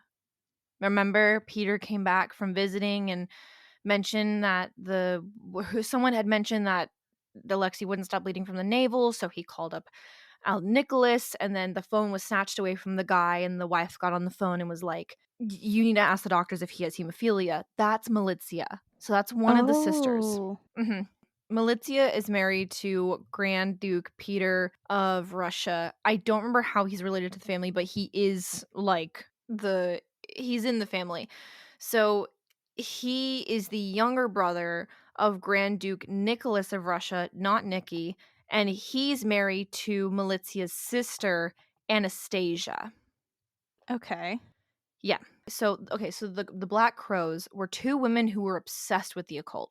And they had wiggled their way into Alex's life because they wanted to influence Nicholas, but they couldn't get to Nicholas, so they influenced Alex and used Alex to get to Nicholas. This becomes really ironic in a minute. So, they basically manipulate Alex into manipulating Nicholas into allowing Anastasia to divorce her first husband. Now, her Well, I mean, first husband, sorry, continue, go ahead. if you're gonna manipulate somebody, doing it to like divorce somebody else is depending on how bad the dude is. How bad is he? I don't, I don't think he was that bad. Oh, damn. Okay. Well, Yeah. that's He's interesting. not terrible. He's not a terrible person. Anastasia's first husband was, I mean, he was just a dude. He's just a guy. He's not that bad. But her second husband was Grand Duke Nicholas. So she married into the Romanov family. Mm, Yeah. They they were very involved in specifically Persian mysticism or Persian love tradition. Take with that what you will. why does that sound like vaguely horny? Yeah. So they were the ones that introduced Alex to his name is Philip, not Felipe, so I'm sorry on that one. But they introduced Alex to Philip, the guy who manipulated her into having a hysterical pregnancy. Everybody around her is just not the greatest, but she's also not a great mom either, so I'm having a really hard time And finding you know sympathy. things that the listeners don't know yet, so we'll get there. Oh no, like at this point in the time, I'm like ignoring things that you've already told me. So at this point in time, I already am having issues finding sympathy for her. Yeah. It'll get a lot worse, and by the end, I won't have any for her. I know. Sucks. Sorry about it. So they introduced uh Philip to Alex and Nikki, and then that whole situation happened. And then they also introduced Rasputin to them. Now, here's the thing. They were the ones that were Rasputin was communicating through them to Alex. However, Alex didn't trust the Crows fully and didn't want them to have any influence over her communications with Rasputin. So she went around them and made a direct line to Rasputin, which is ironic, all things considered. She's trying to not be manipulated, but she's being manipulated by all three people. Well, I think there's a song about that kind of thing. So this is around the time where Alexei has his first really big thing, and Rasputin is brought in to pray over him. Now, years later, and this is just kind of a consistent thing, he's like coming in all the time. And I'm going to kind of jump around a little bit with this. So in 1912, Alexei has a really big issue. He is in a carriage and it's getting jolted around, and he ends up having a big, it's called a hematoma. I'm assuming it's just a big like clot of blood or a big area of blood forming in his leg and crotch area from the carriage ride. So it's bad. Like they really do. Like I know it sounds like he is on the verge of dying all the time, but this is one of his really, like, this is his biggest scare so far. Mhm. 'Cause hemophilia is, like, nothing to play around with, like, Yeah. we can make jokes all the time about, like, how dramatic he was, but he was, like, legitimately, especially at the time, anything could have killed him. And So I he's in feel like excruciating pain all of the time. And this poor kid really was suffering. yeah. So at this time, Rasputin is not in St. Peter's or Tsarskoye Selo, I think at this point. Yeah. So they're at the Alexander Palace. So at this point, he's not there. So Alex sends a telegram to him asking for help. Now he writes back almost right away.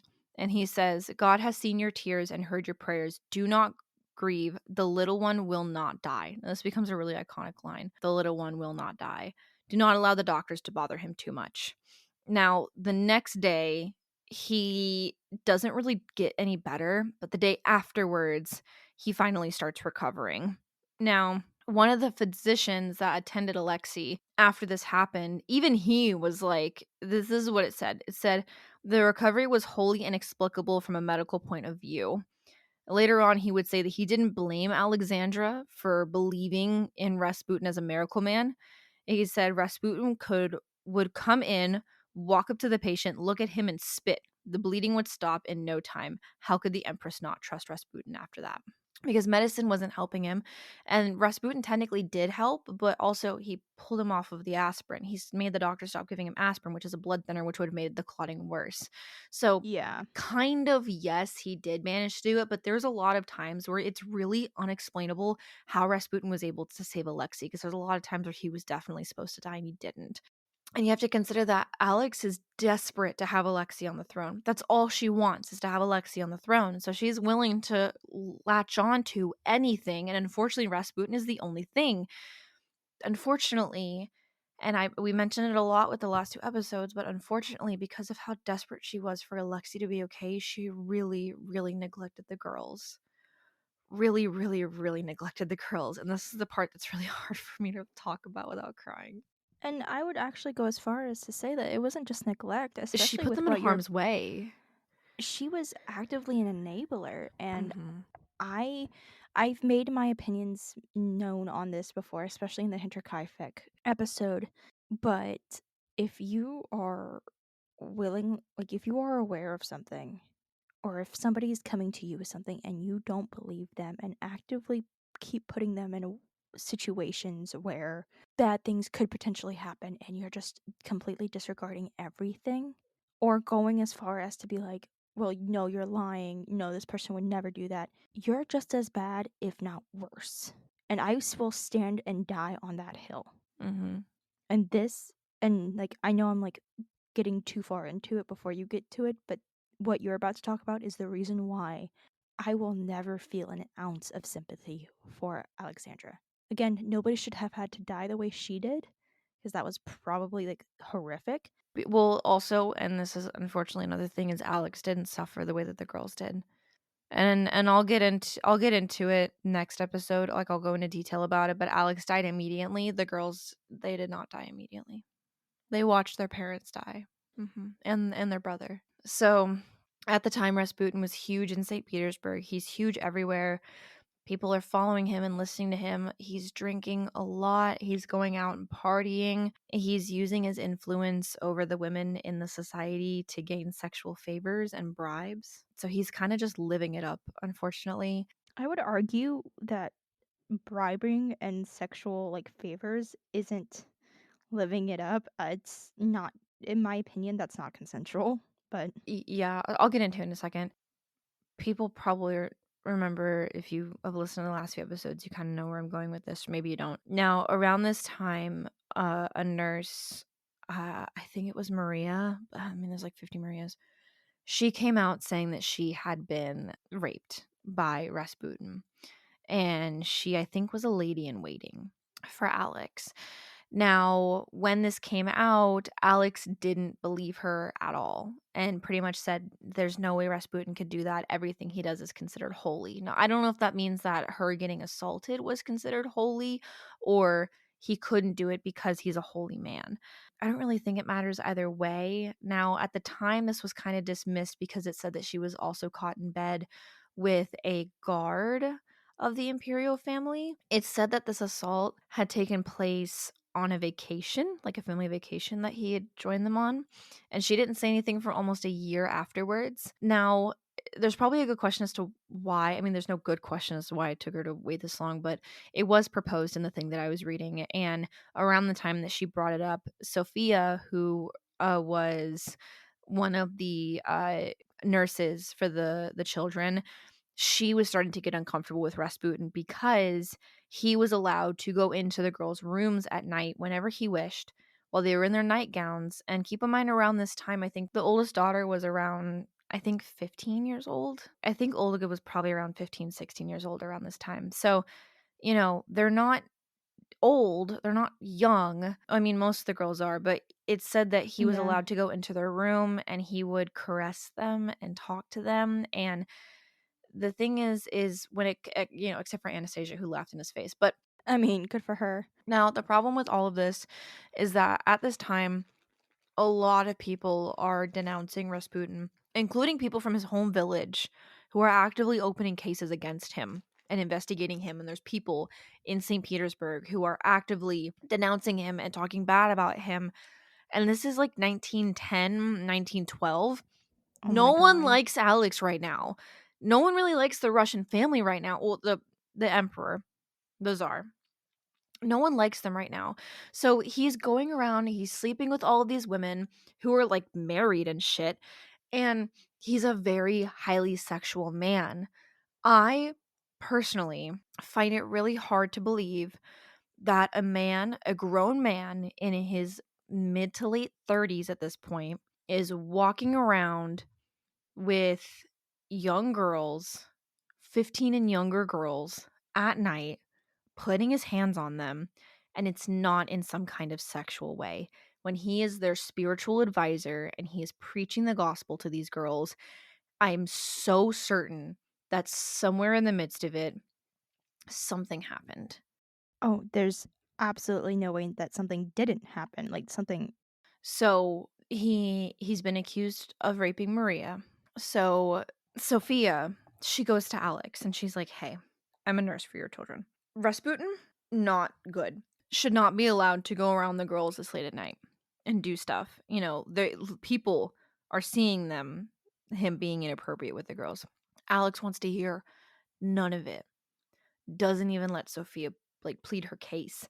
Doesn't let her talk. Nothing. Immediately shuts it down. Thank God Nicholas was in the room and he heard it. Now, when Sophia first came to Alex, Alex said, "I don't want you." She said, "After 6 p.m., you're free." Basically saying, after 6 o'clock, I don't want you around the girls. That was kind of the implication, is that after 6 o'clock, your ruling of the girls is done. You can go. However, Rasputin would still be allowed access to the girls. Mm. So Nicholas was in the room and heard all of this. So the next day, he pulls Sophia in and talks to her about what happened. The conversation basically went along the lines of, she tells him this stuff and he goes, "So you don't believe that Rasputin is you don't believe he's a holy man?" She goes, "Fuck no." And he says, "What if I told you that the only reason my family is alive right now, the only reason that I'm alive, is because of Rasputin?" She goes, "Respectfully, sir, you're alive right now because of the prayers of your people." Which is accurate. And Nicholas starts talking about, like, he doesn't think Rasputin could do this. And she says, basically, "You're too good and soft to see how evil people around you are." And he says something along the lines of, "So am I a villain to my own kids?" Which I Yes. think is him. Well, so I think it's him kind of being like, Is that a detriment causing me to put my kids in harm's way? And we kind of see this theme a little bit more with Nicholas. Now, he's a very, very soft-spined man. And Alex, she's very domineering. Domineering? She's very dominating. I don't. I Okay. know. Well, let me get through it. I'm Okay? sorry. Let me get through I'm it. not doing. Okay. I know. Let me get through it, and then I'll let you rant, okay? Because I got to finish this thought. Let me finish this section. So, after the conversation, she's allowed to go into the girls whenever she wants. Afterwards, Nicholas does ask Rasputin to stop going into the girls' nursery. So, to be fair, Nicholas does step in and said, "You got to stop doing this. This isn't what's going to happen here, like at all."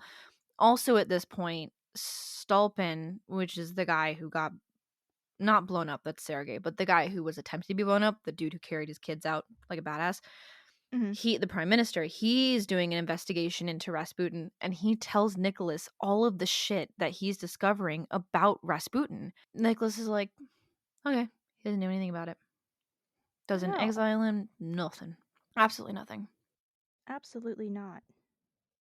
Go fuck yourself. Sorry. Okay. I have a couple more things to get through with this, and then I'll let you go off, okay? 3 years after Maria comes forward saying that she was raped by Rasputin, she would be dismissed by Alex. Now, there's no technical reason why this would happen, but it is kind of implied that it's because Alex was tired of Sophia, or of Maria doing this. Also, around this time, other women started coming forward saying that Rasputin had assaulted them. There's also rumors that a bunch of women came forward saying that he had coaxed them into a religious practice ceremony, only for it to turn into him basically mass raping all of these women in one go. Also, around this time, Sophia and Rasputin did not like each other. She hated him, but I don't think Alex was going to get rid of her. So the girls started hiding the fact that they were seeing Rasputin from Sophia. They wouldn't mention him to her whenever he came around. They wouldn't talk about it. They would like keep him away from her. Now, we don't know what this letter was about. However, there was a letter that was found from Tatiana, the third daughter, or the second oldest daughter, Tatiana, to Alexandra, her mother, basically saying that she was sorry, she was begging for forgiveness, that it would never happen again, and she was scared that because of whatever happened, Sophia was going to start talking bad about Grigory. Now, we don't know what happened. However, around this time, there were a lot of rumors going around that the girls were being assaulted by Rasputin. There was also a rumor going around amongst a lot of people in the military and in high society, as well as in the peasantry, that Tatiana was pregnant with Rasputin's child. Now, this is completely unproven. There's no evidence for this. However, I will remind everyone that we do not have their diaries from before about 1914, I think. We don't have a lot of information. I'm actually be a little bit farther back, but we don't have a lot of information about these girls because a lot of their diaries were burned. So all that we have are little letters that we were able to find. And we pretty much have we don't have any of Anastasia's diaries, if that gives you an idea of how little we have of these girls. So something could have happened. We don't know.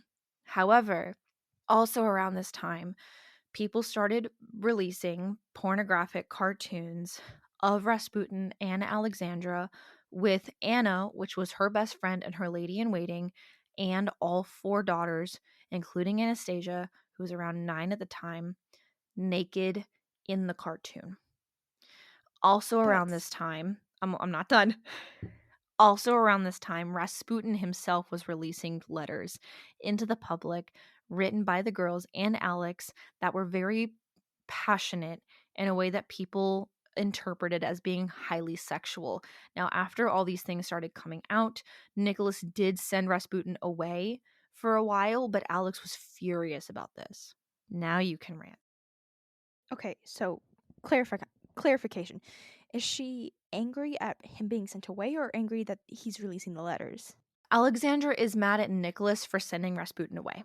Are you There is fucking kidding no me? information that I have been able to find in my research, no books mentioned, any response of Alexandra being upset about the cartoons.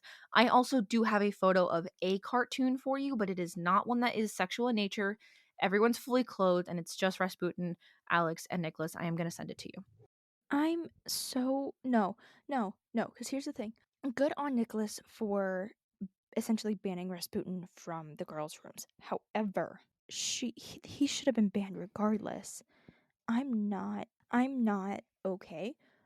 Especially because unfortunately all we do have are these rumors, nothing can be substantiated, but 9 times out of 10, when a man has proven himself to be such a predator like he's been, it's next to impossible for that he hasn't done anything. Like, and something tells me that that letter to Alexandra from Tatiana, it reeks of somebody who's apologizing for revealing that they were being abused. I don't know if I'm speaking from my own personal experience and if that's heavily coloring how I see this, but there is no way this isn't. And I'm looking at these political cartoons because it's just And these are actual photos of the political cartoons that were going around at the time.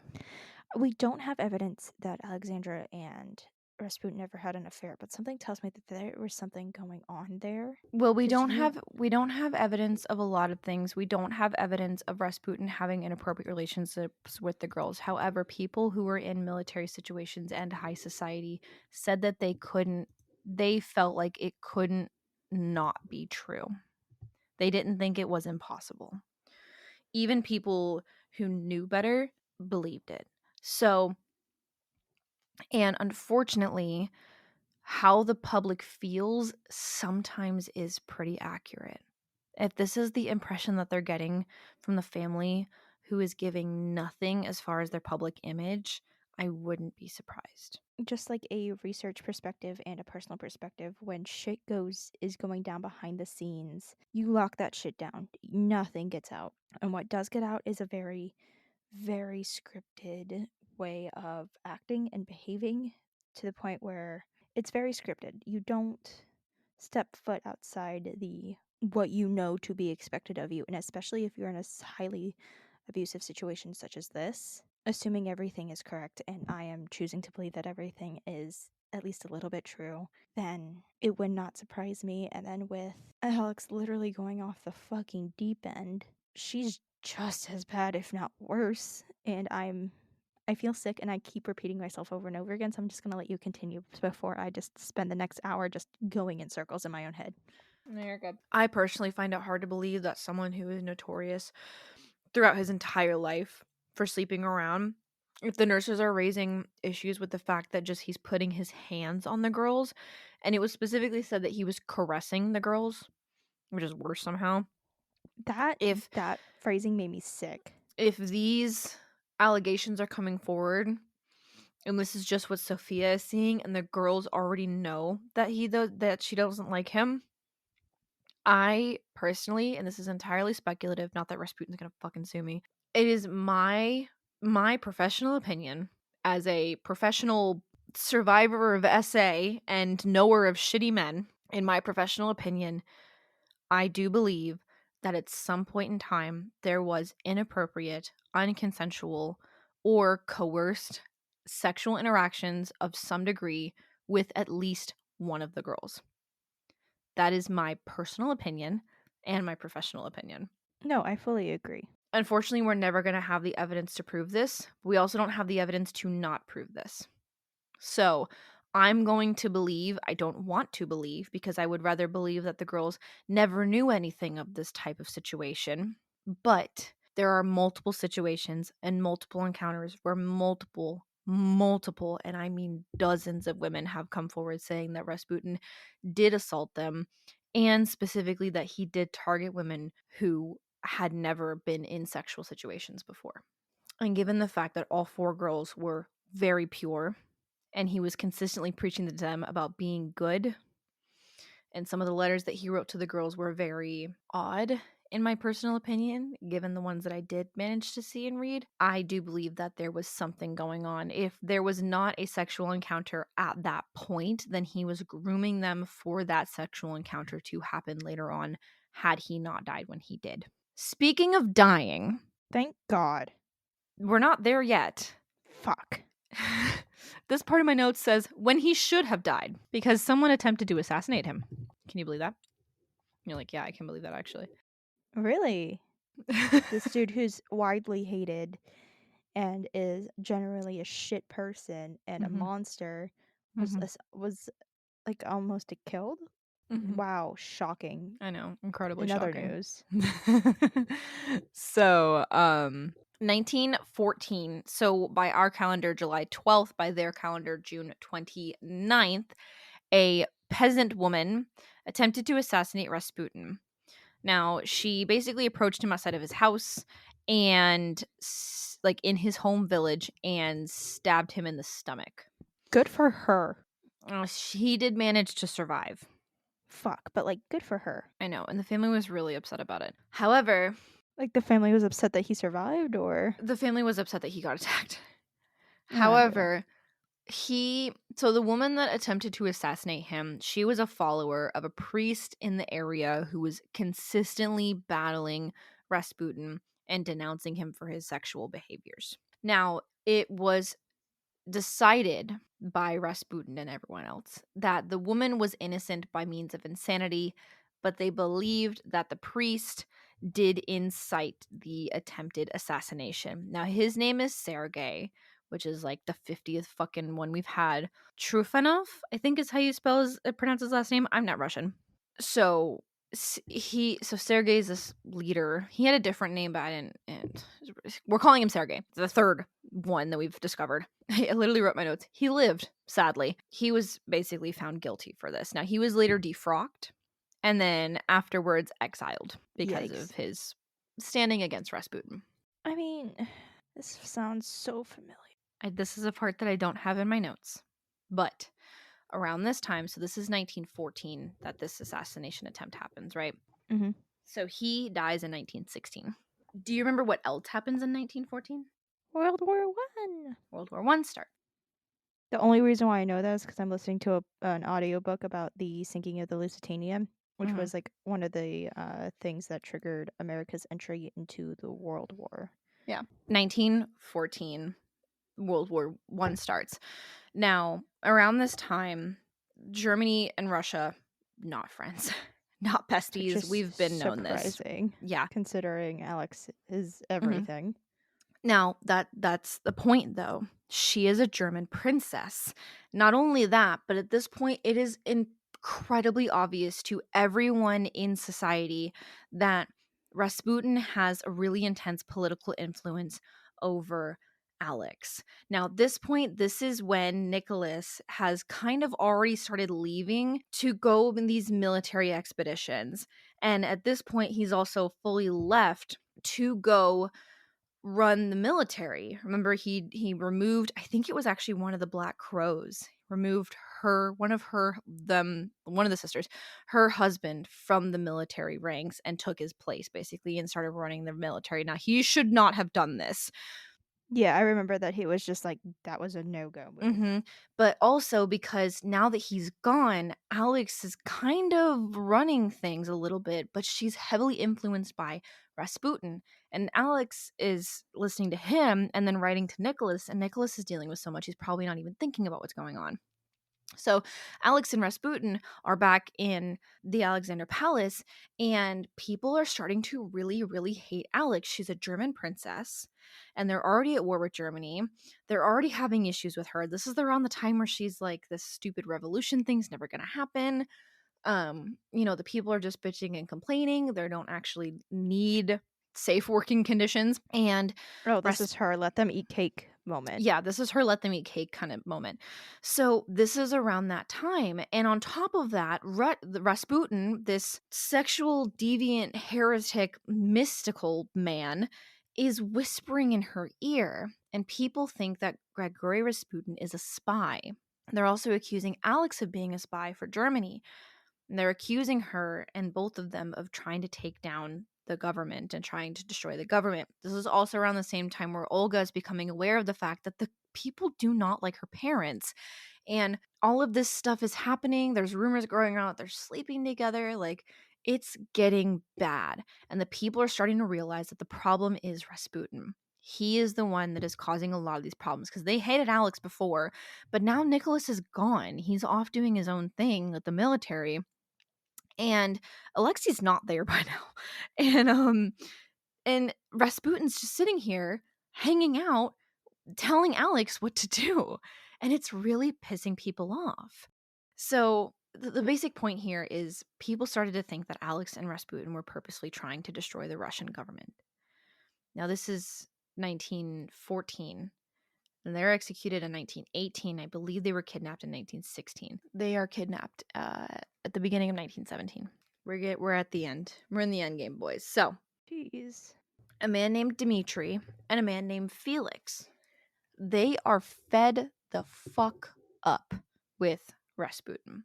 And they have decided that this man needs to go. Man is a danger to the Russian Empire. He is a danger to the Russian people. He is a danger to the imperial family. And they decide that he needs to go. Now, those names should sound familiar to you because Olga's boyfriends. It's Olga's boyfriends. Because Dmitri is Grand Duke Dmitri Pavlovich and Prince Felix Yusupov. Now, Grand Duke Dmitri Pavlovich, he is the first cousin of Alexander. He was also the one that was in love with Olga and said, "Do you want me to kill that guy for you?" And Felix is his supposed gay lover. Oh my god, I love a polythrouple. Mm-hmm. Get So, you two boyfriends who will murder your abuser for you. now it's not just them, it's a group of nobles, but it's them. So they decide, we're not doing this. So they made a plan to kill him in December of 1916. So right before Crimmy. The best Christmas gift. Well, That's so what I actually, want for Christmas. technically, No, I'm not going to finish that because if I say something on here, I'm not finishing that. But you know what I was going to say. Don't actually do it. For legal reasons, that was a joke. But no, that's a joke. Noted. But anyway, so on the morning of December 30th by our calendar, December 17th by their calendar. So I'm just going to go based off of our calendar because it's easier. So December 30th. So that night at midnight on the 29th into the 30th. So the day before, the 29th, he meets with Felix. And his daughter's like, this is really weird. Like, they have no reason to meet. But Felix basically says, hey, we're having a party at my house. Do you want to come talk?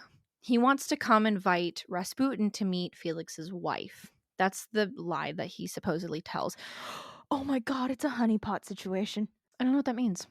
Basically, a honeypot situation is whenever you set up like a really hot girl or something that you really somebody really wants, because they did the same thing with Sarah's ex / No. So basically, he says that Felix's wife wants to meet him as like a mystic man. Like, she wants to talk to him about religion. Like, actually. I mean, I guess maybe a honeypot. Anyway, I don't know. So he's like, hey, my wife really wants to meet you. He's like, not allowed. And Felix notoriously does not like Rasputin. So does Dmitri. They both openly don't like him. But it kind of makes it sound like it's a turning of a new leaf. He wants to meet his wife. The daughter recounts that he said, so he went out to, I think, lunch or something like that, and then came back and was like, oh, I'm going to go over to Felix's place. He's going to pick me up a little bit after midnight. She's like, that's weird. There's no reason for you to go out this late, but whatever. So Rasputin gets ready. It's noted that he went into the kitchen. He was having issues buttoning up his buttons, so someone that lived there helped him. And then Felix comes into the house, and he comes in and he said, are you sure no one's here? And Rasputin goes, yeah, everyone's asleep.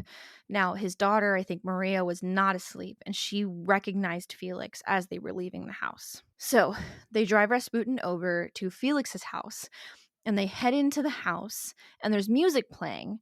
Apparently, it was specifically Yankee Doodle Dandy. I have no proof of this, but supposedly the song that was playing was Yankee Doodle Dandy. I don't even think this was out at the time.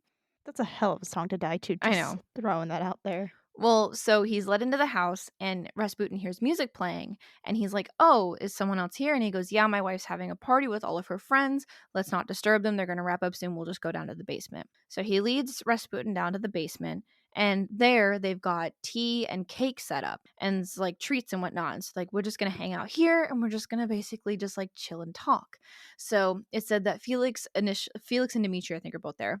Felix offers him some cake and he initially refuses to eat it but then does decide to partake in some cake. He eats this cake and then Felix is sitting there and he's like, this is weird. And then Rasputin looks at him, he goes, "Is that my favorite wine?" And Felix is like, "Yeah, do you want some?" He goes, "Yeah, I want some wine." So he drinks 3 glasses of wine. Jesus Christ, dude. It's his favorite wine. So he drinks 3 glasses of wine and Felix is like, "This is really weird. This is really, really weird." And so he's sitting there and he's waiting and he's sitting there and Rasputin looks at him and he's like, "This is really boring. I should go." And Felix is like, "No, like they're going to wrap up soon. Like it's fine. Let's just hang out." And so then he drinks another glass of wine and he looks over and he sees Felix's guitar in the corner and he goes, "Can you play me a song?" And Felix is like, "Yeah, I'll play you a song." So he grabs the guitar and he starts playing some Russian like folk songs, like military songs. And they play the music and hang out for until about 2:30 in the morning. Around 2:30 in the morning, Felix excuses himself. He says he's going to go check on his wife. He goes upstairs, and there, the rest of the noblemen are waiting with Dmitri. And Felix is standing there, and he's like, "I don't know what's going on. Dmitri, give me your gun." And so Dmitri gives him the pistol. Now, probably all the men in the room are super confused right now as to why Felix is just standing here and why Rasputin isn't dead yet. Because every single piece of food and drink that was in the basement was laced with cyanide. Holy shit. He ate multiple cakes and drank 3 glasses of wine that supposedly had enough cyanide to kill him well before he even made it into the second bite. And there was nothing. He was still there singing and dancing and drinking like nothing had happened, even though this man had just drank basically a whole bottle of cyanide. Jesus Christ, dude. That's not okay. Mm-hmm. This isn't some like Princess Bride thing where he's built up a fucking resistance to iocane powder, right? Like that's not. No. So Felix goes downstairs and he sits there for a minute. They're talking for a little bit. He sits down and he's sitting there and he's staring and he looks up and he's staring at this crucifix on the wall. And then he looks over at Rasputin and he goes, "You better look at the crucifix and say a prayer." And right after he says that, he raises the pistol and shoots Rasputin directly in the heart. Holy shit. Mm-hmm. He's shot in the heart and Rasputin falls out of the chair and he's laying on the ground and there's blood pooling everywhere. Now, the gunshot was loud enough for the rest of the group to come down and see what happened. They obviously know that he's dead. One of the men in the party gets in, they grab Rasputin's jacket and his hat and they have him dress up in the hat and the jacket and they put him in the car, the random other guy. So they have him get in and they drive him back to Rasputin's house and drop him off. Now, at this point, their license plate had already been covered, but they wanted to make sure, just in case any police were following them, that it made it look like Rasputin had been dropped off at his house. So they drop off the guy in Rasputin's clothing at the apartment. They then drive back to the house. Supposedly, when they got there, the men had a really eerie feeling, like something was wrong. So Felix walks downstairs. While he's downstairs, he goes to check Rasputin for a pulse, and there's no pulse. He's dead. He stands up, and he goes to turn around, and right as he turns around, Rasputin jumps up. His body was twitching, his eyes were open. He jumps up, and he attacks Felix. What the fuck? Felix manages to wrestle himself away. He runs up the stairs and out into the courtyard where Rasputin is supposedly following him on his hands and knees, screaming like a devil, is how he's described. That's fucking terrifying. Fuck that. Kill it with fire. Have you tried dousing him in fire yet? I don't think he'd survive. Just saying. So once they get... Maybe shooting him in the head, double tap. Always got to double tap. I know. So have we learned nothing? Oh my god, can I get through my fucking sentence? Sorry, I'm really freaked out. So they get out into the courtyard Now, Rasputin's following them at this point. Now, once they get out of the courtyard, they chase Rasputin down. Now, all the men are out there. They chase him down and they shoot him 2 more times. One of those shots being directly in the forehead at close range. Now, this does seem to do the job, and Rasputin finally dies. Now, Rasputin ends up falling into a snowbank. So it's like winter because it's fucking December in Russia. So they grab a piece of linen cloth and they wrap up his body.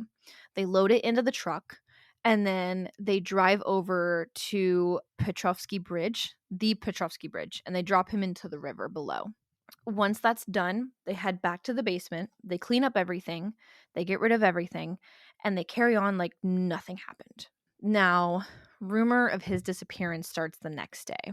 The local news reports that he went missing after a day of drinking and partying at Felix's house, but they haven't officially determined if he's dead yet. So, I think the next day or a day after, I'm not sure, sometime after his death, it might have been the next day, honestly.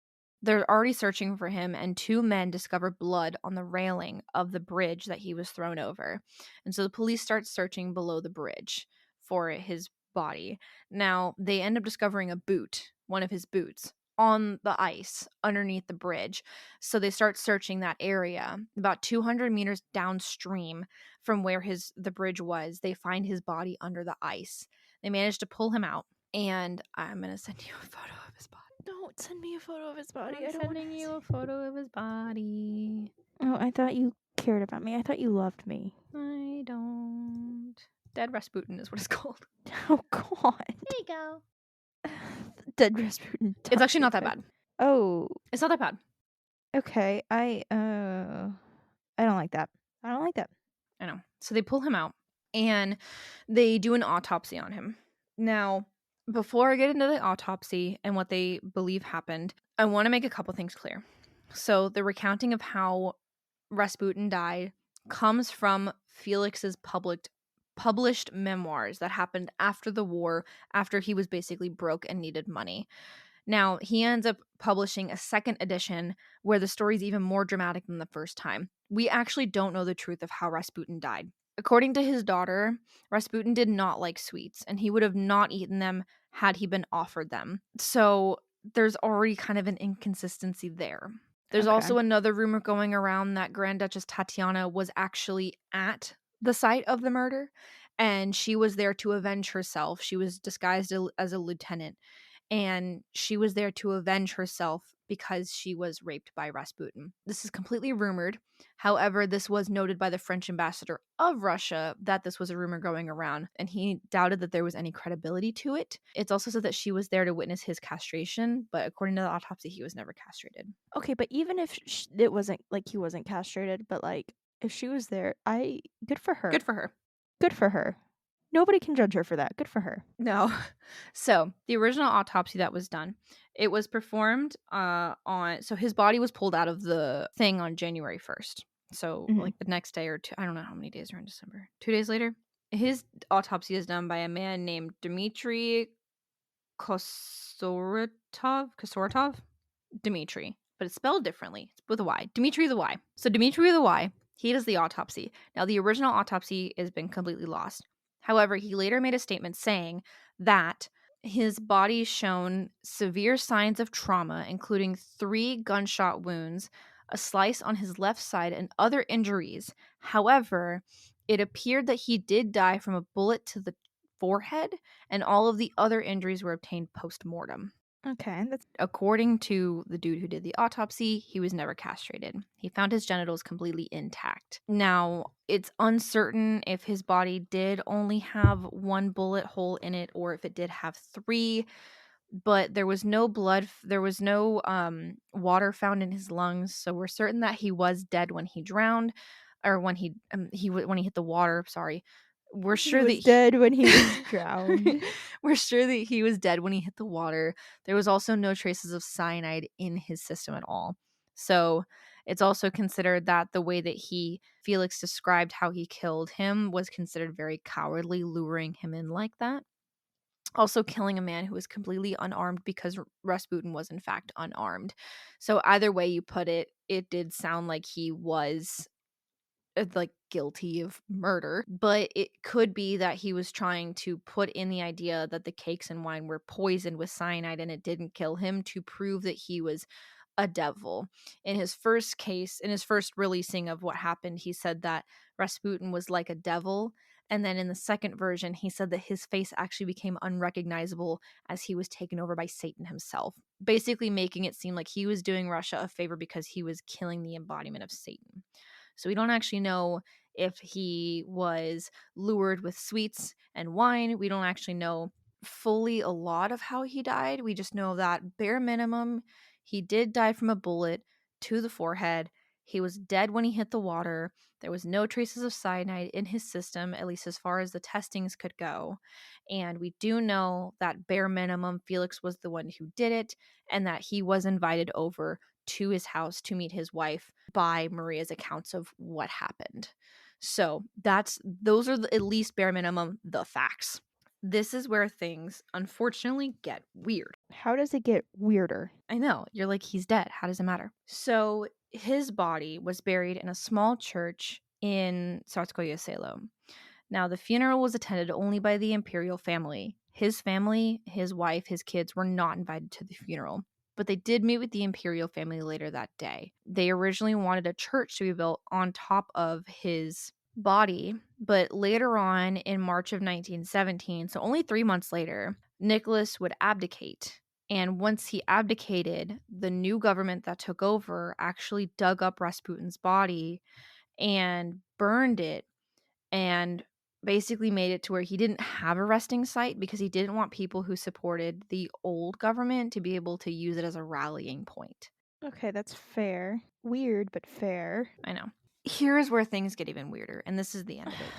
How does So, it's my very dude? it's very alarming the amount of parallels that happen between the Romanov's death and Rasputin's death. Now, I'm going to go into more detail. I say this every fucking episode. I'm going to go into more detail this in next episode, where I talk about the abducting of the Romanovs and their execution. But I am going to mention this here just to give you guys an idea of how gruesome next episode is going to be.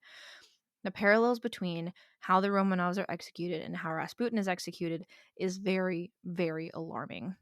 Both parties were lured into a basement under false pretenses by people that they did not expect to be their kidnappers or their executioners. They were brought into the basement very late at night. Both of them were executed by a gunshot.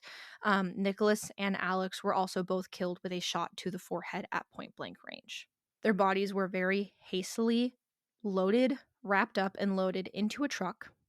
There is also, supposedly, if both stories are believed to be accurate, an instance where one person from both parties does come back after being brutally attacked and believed to be dead and does attempt to try to flee or be away from the situation, and then is more gruesomely attacked in order to remain dead.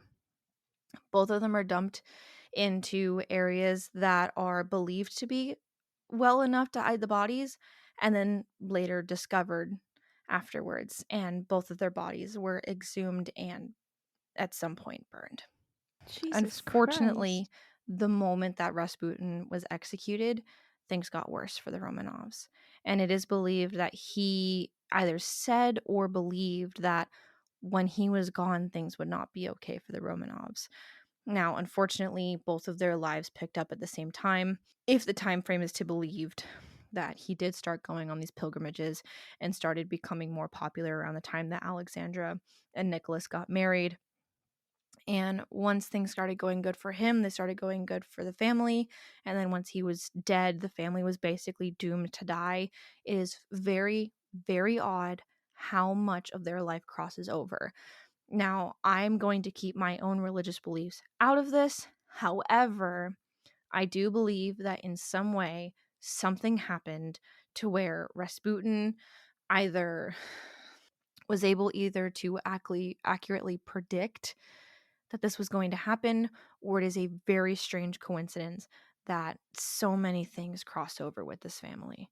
I don't know what Rasputin was. I don't know how he had the ability to do the things that he did. I don't know how he managed to save Alexei's life. And I don't know why Alexandra was so willing to listen to him. I mean, I do, but I don't know what about him pushed her that far. I don't know what he did to her. I don't know what he did to the girls. I don't like this man. I didn't want to do this episode. But it is important for people to understand that while the Romanovs were not great people, Rasputin was not a good person. And him being let in was a catalyst for a really bad situation that would have taken much longer to get much worse. I do not like Rasputin. I do not like the idea that he did have an affair with Alexandra. I hate more the idea that Alexandra let a rapist into her house, and then when every single person around her told her that he was a bad person, she did not listen. I do not trust Rasputin. I do not trust his intentions. I don't find him a good person, and I don't like the idea that people idolize the fact that he was the lover of the Russian queen. Because he was not the lover of a Russian queen, he was a rapist to 4 young girls who knew nothing about the outside world. He was consistently inappropriate with these girls. He was consistently a horrible person to the Russian people. And I do fully believe that he never got involved. Things at least wouldn't have been that bad. They might have had a chance to save themselves. At least maybe the girls wouldn't have had lived such a terrible life. That is all I have to say on Rasputin. And I never want to speak this man's name again. I'm trying to find words and there are none.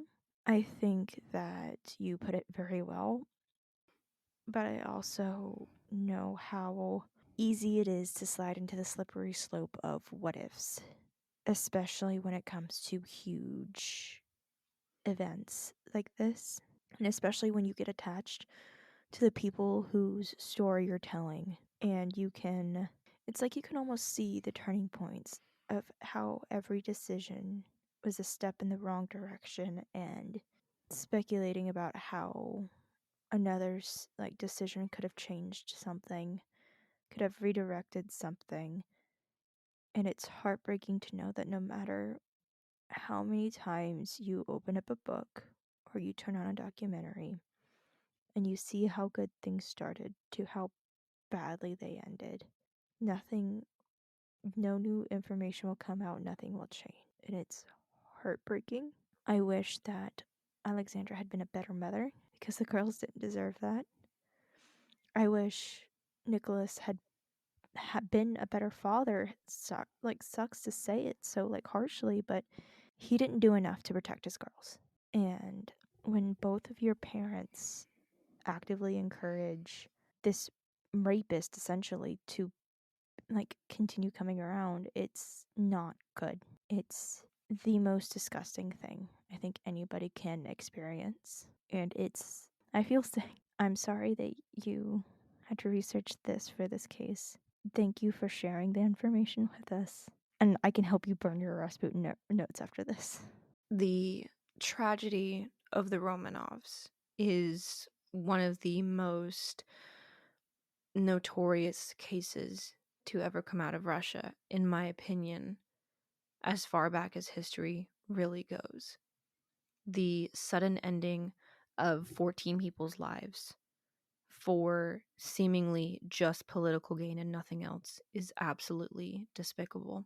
And I will never, ever in a million years say that that is not a horrible thing. However, the true tragedy of the Romanov family is not the tragedy of their execution per se.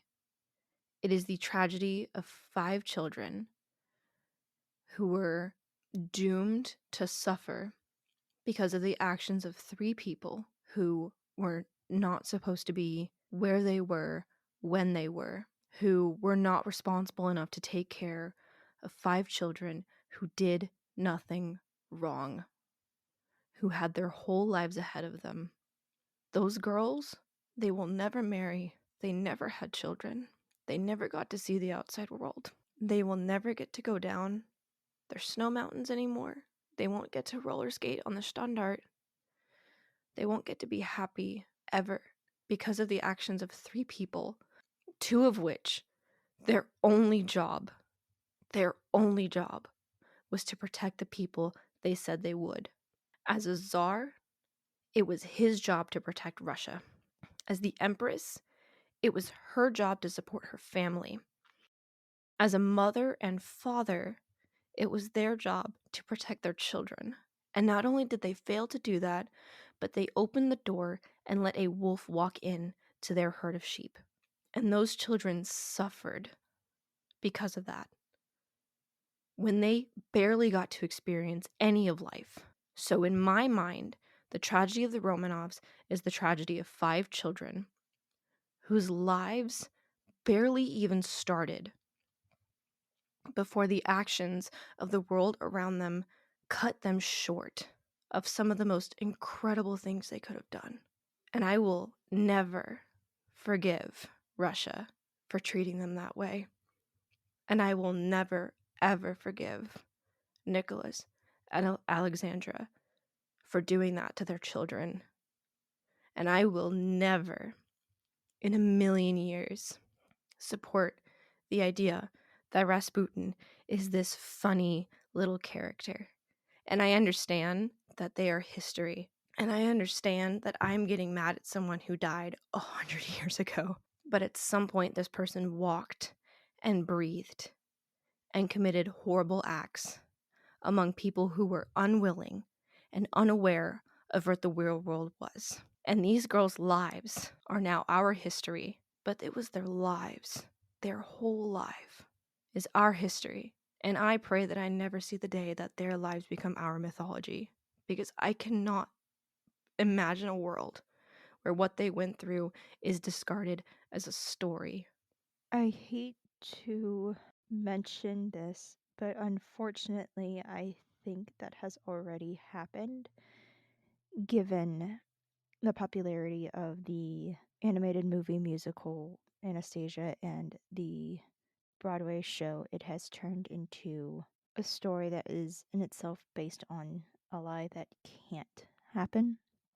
Just the idea that Anastasia survived, we know that that's not the case, but because of this media and this, like, the popularity of these things, I'm terrified that that world already exists.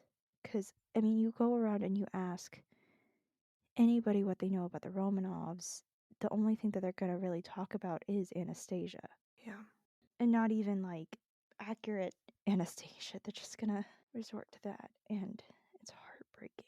If people who listen to this, you know, I talk about mythology and I talk about religion because I want people to understand other people. But whenever I talk about history, if you ever look back on this month and you wonder, why? Why did you do 5 episodes? Why did you do hours of talking about these people with so little information? Why? Why does it matter? This is why it matters. Because these are not just people's names in a book. These are not just people that we can change how they look and put them up on a stage and write songs and laugh. These were little girls. These were babies. This was a little boy. These were children. These were sisters and a brother. These were people. And I understand it was so long ago that it probably doesn't matter to most people. But I would be devastated if my siblings were treated this way by people. You know, there are times when we can poke fun and we can laugh and we can do whatever, but we have to remember at the end of the day, these were people whose lives were destroyed. And I think that's the most important part that we have to remember about history, is that it's not just a line in a textbook. One line in a textbook can be some people's entire existence. And this is everywhere, not just with the Romanovs. It's And important to remember that people suffered, people struggled so that we could learn a fraction of what their existence was. We will never know more about these girls. We will never know. And it frustrates me to no end that the most popular thing about these girls is how they died. It reminds me of Sophie Lancaster and her boyfriend, whose name I don't remember. What's his name? Robert Maltby. It reminds me of Sophie Lancaster and Robert Maltby. Everyone remembers her death. No one remembers the fact that he was a victim too, and he lived, thank God, and is now a person, and he can continue on to live his life. They didn't get that chance, and it's devastating to think that we can disregard them like that. They were victims.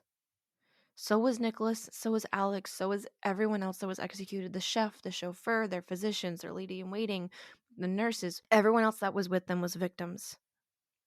But at the center of this, I just desperately want people to remember that these children did nothing wrong. They knew nothing of the world. Absolutely nothing. And this is why I feel like history is so important to revisit. This is why I took the whole month to talk about this, because it's not just how they were killed. We know so much more about them. If you've listened up just to this point, and I still have another episode to go through, if you've listened up to this point, you know these girls. I know these girls. And I barely scratch the surface of who they are. I know these girls. And it's hard. It's really hard, and maybe I'm too emotional about this stuff to have a podcast, but I would rather come on here and cry about it than come on here and joke about it. And I understand that there are people that can do this thing where they talk about history and they're emotionless about it, but I cannot ignore the fact that these were people. We dig up people's graves. They were mothers, they were fathers, they were partners, they were warriors. These were people. They ate food, they laughed, they danced, they sang, they had preferences. They probably hated certain types of material and they loved certain types of food, and they had to hold their cup a certain way, and they put their boots neatly by the door, and they slept with their pillow this way versus that way. They tucked their blankets in under their mattresses because they were scared of the ghosts coming and getting their toes. They climbed up on the rooftop of their houses and they stared up at the stars, no matter what time they were at on this planet. And it's devastating, I think, to see a lot of people talk about these things with no emotion. And I'm sorry if this is too emotional for me. You can ask Psychos. I don't tend to cry about this stuff unless I'm here. I'm not a big crier. You're really not. And this is why we started this podcast, this thing. It wasn't as a way to make money, because I promise you we're not. We're not. I mean, but we've chosen to take the time out of our day, out of our lives, that we could be doing literally anything else, because this isn't something that we take lightly. This isn't something that is fun or festive for us. Like, I mean, we get so deeply involved. Like I mentioned several times over the course of this series, that how deep my research is taking me. I've had nightmares and You dreams really about have. this. Every single day you wake up and tell me some of the craziest shit you're dreaming. And it's not fun. It's not festive. I mean, I've had my therapist sit down and tell me, like, we need to figure out something that you can do on a daily that can help counteract this, because this isn't good. But, like, I'm scared that if we don't do it, somebody else will, and that somebody else will do it in such a way that is so disrespectful that it completely takes out the meaning. That's why whenever I see these stories of like creators getting like called out and trying to hold them accountable for, like, say, like that one like true crime YouTuber who I don't remember her fucking name, but she put up a literal child's autopsy photos up behind a paywall, where you had to pay money to her monthly to gain access to the photos of a dead child. That is sickening to me. No matter what point in time we're at, these are still victims. And in a lot of ways, our cases end up crossing over. Now, you might talk about something that's more recent than mine, but at the end of the day, whatever we talk about, there's going to be a victim. Someone will have suffered, and those people, they were people. They are people. Regardless of whether they are alive or not, they are people. And even if they are the creations of people in order to make sense of the world, those people, these gods, these stories, whatever, they are the expression of people who have felt these feelings. The gods, the Nordic gods, Loki, These stories are a way for people to navigate the world, which means at some point people have felt this pain. And I think the biggest thing that makes people people is their feeling of emotions, how deeply people can feel. And you see it everywhere, in every story that I'm ever going to tell.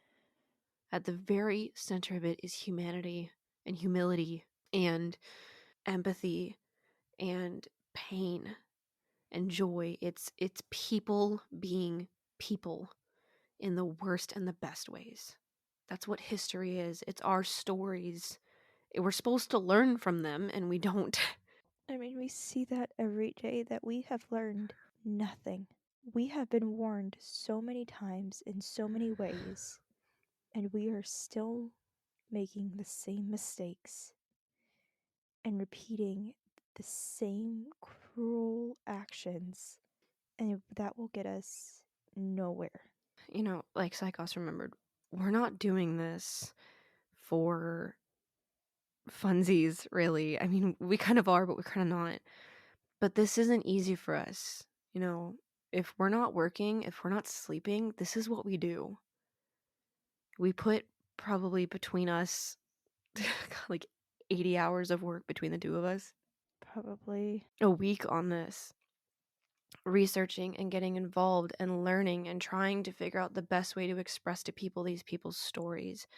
We put in all these details and we make these episodes so long because we really deeply want at least some record of these people and their lives. And I want to do this because I want to tell people's stories. I want to tell their stories. I want to make them known. I want to be able to tell my kid, to tell our kid, that our job is to tell people's stories if they can't tell it for themselves. Because I pray that one day someone will tell my story. Someone will tell Psychos' story. Someone will tell your story, whoever's listening. Because I think the worst thing that can happen is someone can be forgotten. And I pray.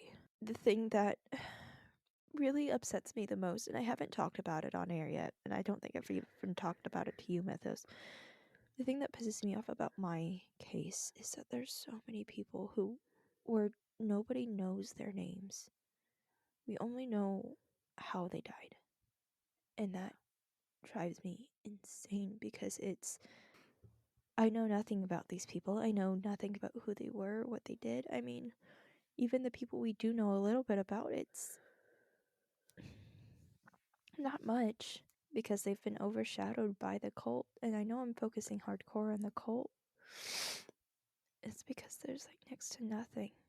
It's so frustrating how many victims get pushed off to the side as just a number when it comes to this.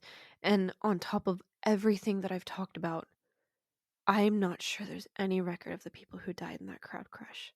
I'm sure there's no record of the thousands of lives lost in all of the wars that went over the entirety of Nicholas's reign.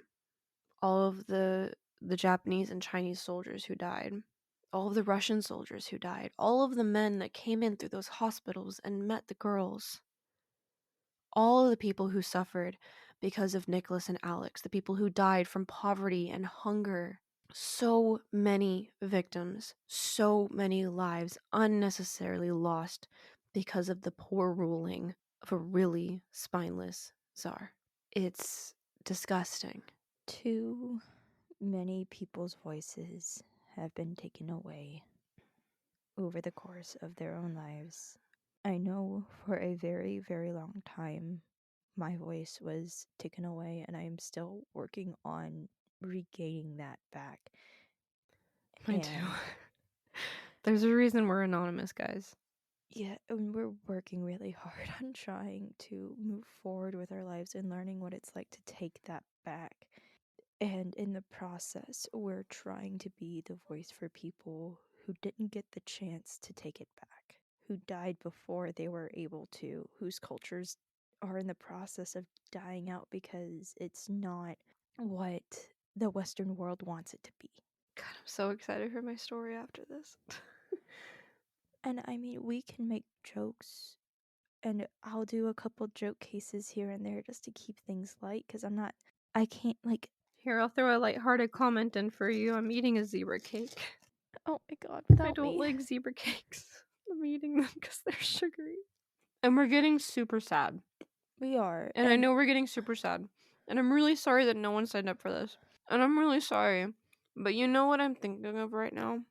Mm, When Stephanie Sue was doing that episode on the firefighters, oh my god. and she just cried. And I pray that we can, and I say pray like I'm religious. I hope that we can have the honor of telling people's stories.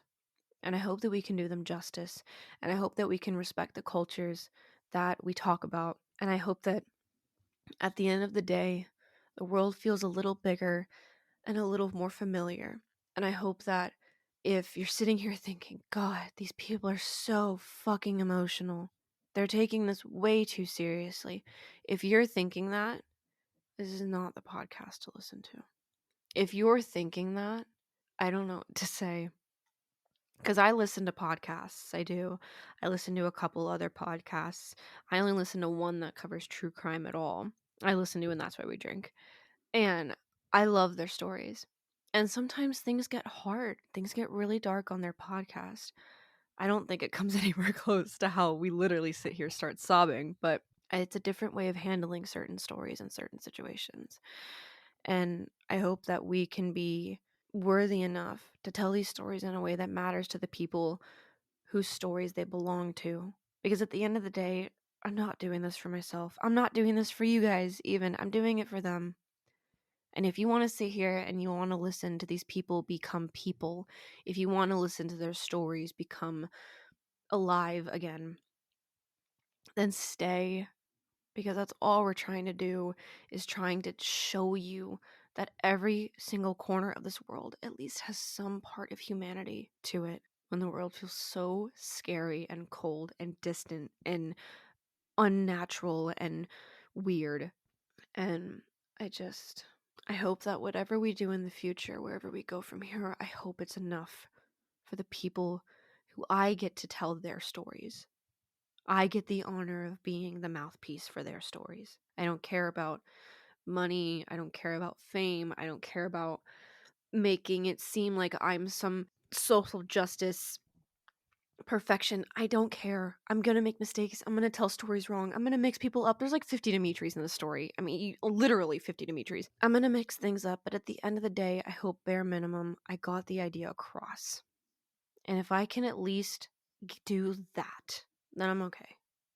And if we do this for years and nothing comes from it, it's there for people who want it. It's there as a record, a documentation, anything, something. I'm okay with Nothing that. is ever deleted from the internet. Until the internet gets deleted. Until the internet gets deleted. But, once you put something out there, it will stay out there. And even if all this ends up being is this audio records of people's lives, Of our lives. then I'm okay with that. If this is all I ever become, I am okay with that. God. We gotta figure out how to wrap this up in a non-sad way. Okay, so next week will be the ending of both of our cases. And then of we'll this be on to some lighter stuff, please. God. long, My mental health is in the trash. this very, very long month. Happy St. Patrick's Day. God, whenever we first started this case, like this month, I I wasn't anticipating this. I wasn't either. I was all in. I was so excited because this is, I don't know if I've mentioned this on air, but like Mythos knows, I am incredibly fascinated by cults. Mm-hmm. Because it's such a huge way to like really sit down and dissect people's brains almost. It provides me a way to see how humanity Yeah. acts. You were And so excited at the beginning of this, and now it's just I the want it better now. reality of what's I think happened in both of our stories is really hitting in a way that I was really excited to talk about the Romanovs, and now I don't think that I will be the same person I was before I learned about the girls. And I say the girls, I'm including Alexia, that I'm sorry, but I don't think I'll be the same person I was at the beginning of this month ever again. I think I will always carry the Romanov children with me.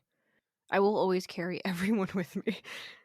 These cases and these stories, the more you learn, the deeper you go, the more intrinsically they change you. And that wasn't something that anybody told us whenever we first started. Nobody talked about it. Because I don't know that other people feel that. Sorry, I've got a mouthful of zebra cake. I mean, and some people might not. Some people might be able to compartmentalize better than we can. Because I know there are people out there who do these things and they do carry it with them just because you can see how they treat each case moving forward. You can really tell when one case has really fucked with somebody's like view of the world or how they react to certain things. It becomes clear in how they move forward. But there are others who just don't show that, and I don't know if that means they just don't carry it with them or not. But it's really hard whenever you can look back at yourself before, like even before doing research on a case, and then you look at yourself after, and it's like you've become a completely different person because you've learned so much and you've grown so much during this. And that's something that if you're doing things right, at least in my opinion, that's how you know. It's when Yeah. you've grown and you've changed because of what you've learned. Now, this was my birthday gift to myself, and I'm starting to hate past me with a burning passion. Happy birthday. It's fine. One more week. And I'm kind of excited for these next few cases because some of them are like the next few cases are not going to be silly, but like not as serious. They're not going to be as intense. A couple of them might actually feel like a little like people are going to be like, wow, that's really, really stupid. Why did you do that? Given how bad this month has been, you guys are gonna fucking thank us for this. Yeah. But like I said, next episode will be the ending of both of the Yes. series. Next episode, I will be covering the abduction, the execution of, and the rediscovery of the Romanov family and their very devoted team of people that was willing to stay with them until the very end. Next episode, I will be talking about the conclusion of the Narcosatanicos cult and talk about where each cult member that survived, that is, where they are now, if and when they died. And then to top it off with like have it end on like a lighter note, I'll be talking about some interesting recent events in regards to the cult, as well as reading a bunch of really bad film reviews for the movie that was based off of the cult. Thank God. Just to just try to lighten things up because I don't want to end this series on either of these series on this dark, grim note because it doesn't end well for anybody involved. But if we focus on just how badly it ended, it can wrap you up so much in that like Yeah. almost cloak of like doom and gloom, and you won't be able to move forward. You won't be able to learn because you're just stuck in that like blanket of depression, I guess is the best term to describe it. Yeah, it's rough. And for anyone who's made it this far and has listened to us sit here and cry ramble for 30 minutes, I'm sorry. And it's hard. But also remember that in the midst of all this, the people that we talk about, they had fun and they lived. And even in the dark moments, they were able to find joy, like Anastasia. And I'm thankful that they were who they were when they were. And I'm thankful that you are who you are with us here. As a kind of final statement, I guess, if you have made it this far, thank you. And if you had to break this up, into multiple pieces because you just couldn't handle it, that's okay too. We're honestly just happy that you're here. Doesn't matter in what form you are, doesn't matter if you're happy when you listen to it, doesn't matter if this is you're experiencing the worst parts of your life. We're just happy that you're here and willing to take the time to learn. And so we thank you. And if you couldn't make it this far and you just skip to the end of the episode to see if there's any important Good for you. information. No. Don't feel bad for having to do so. Your mental health always comes first. Ours does not. We decided a long time ago that ours just doesn't matter. Don't be like us. Don't do this. Here, do you want to listen Don't to do a this. cat? Do you want to listen to a cat? Because Bells is very. He's like, he will not let me go. Aw. My baby. He woke up and he came over here, and you know him. He's not usually extremely cuddly with me, but every time I push him off, he keeps climbing into my lap. I'm like holding him, and he won't let me not hold him right now, which is very different for Bells.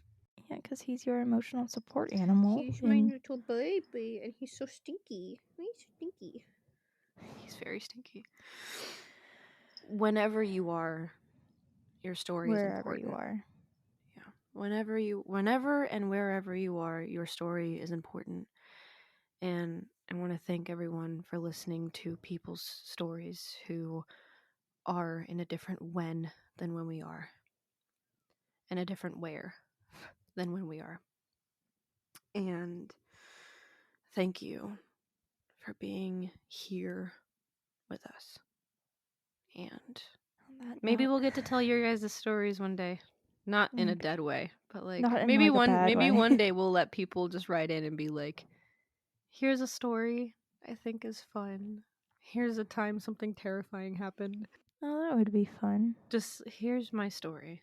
On that note, stay safe, keep learning, have a good night, morning, afternoon, whenever. And thank you for being here. Thank you for being here. Good We'll night. see you next week.